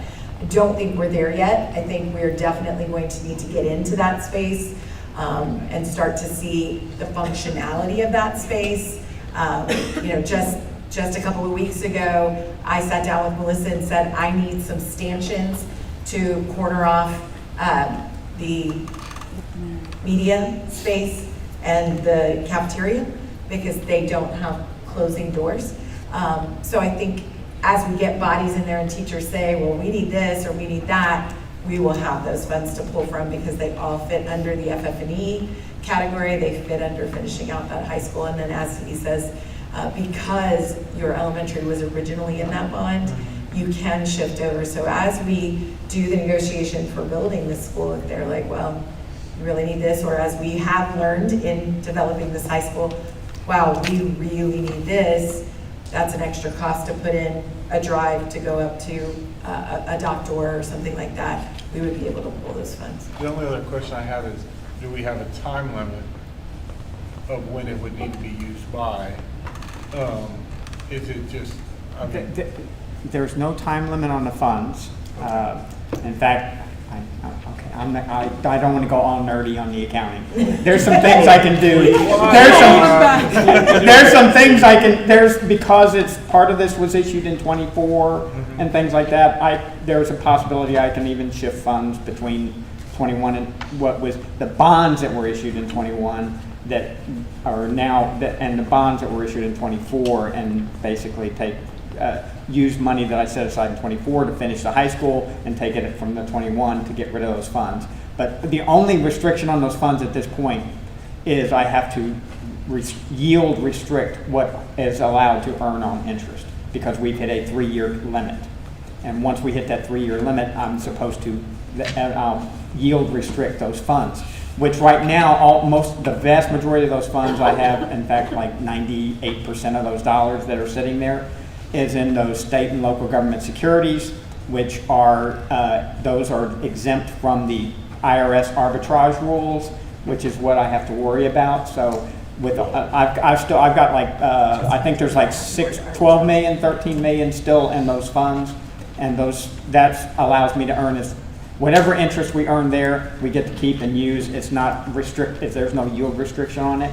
Although we're coming close to as interest rates come down, we'll probably come close to getting to that yield restriction. But the money is there, it's nice and safe. I've got a system to pull it down when we need it.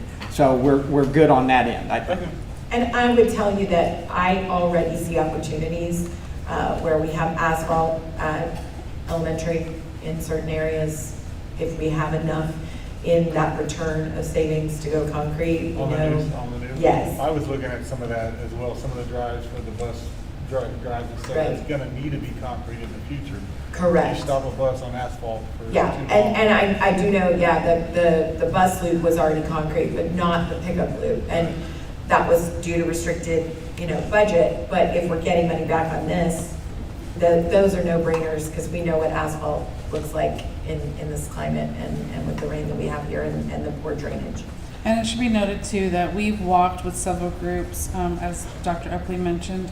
And so where we had opportunity to make some betterments, like we extended concrete at the ag barn, we gave them some perimeter fencing. So it's not trying to shortchange and hold on, like we're trying to make it a great functional space while we still have the time to change some of the needs. Yep. That's great. Any questions? Any other discussions under that particular discussion? Any other questions? Which one? Okay. Thank you. Yeah, and it's just, the waiver that we're asking for is for the bilingual certified teacher, not necessarily the ESL. 10I. 10I, is it for the waiver just because we've reached that bilingual, we need that bilingual certification, but we are covered under ESL? Correct. Okay, just making sure.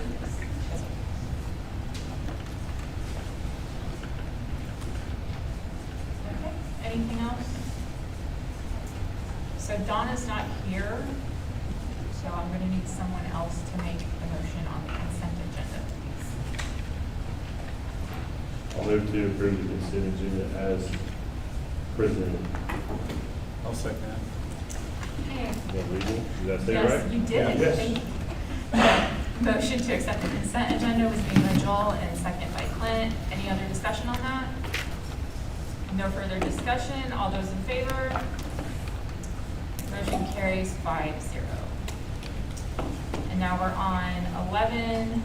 The board may go into closed session pursuant to Texas Government Code 551074 to discuss the employment and resignation of professional personnel to include teachers and other paraprofessionals. And item 11B, pursuant to Texas Government Code 551074 to discuss and consider the superintendent's formative evaluation based on the quarterly review of the superintendent and board goals. Any action related to those items will be taken in open session. The time is 9:38 and we are closed to open session.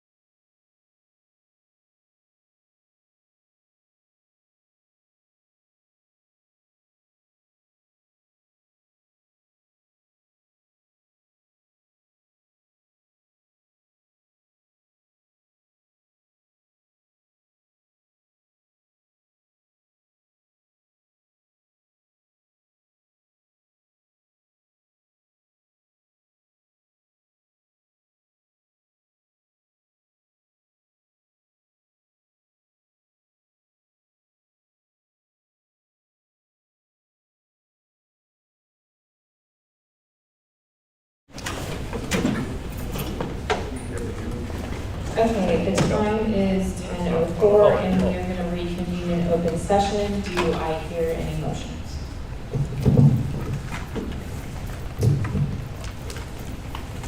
I move that we postpone the discussion and consideration of the superintendent's formal evaluation based on the quarterly review of superintendent board goals to the October 6, 2025 meeting. Second. Okay, motion to postpone was made by Lacey, second by Clint. All those in favor? That motion is going to carry 5-0. And with that, it is 10:05 and our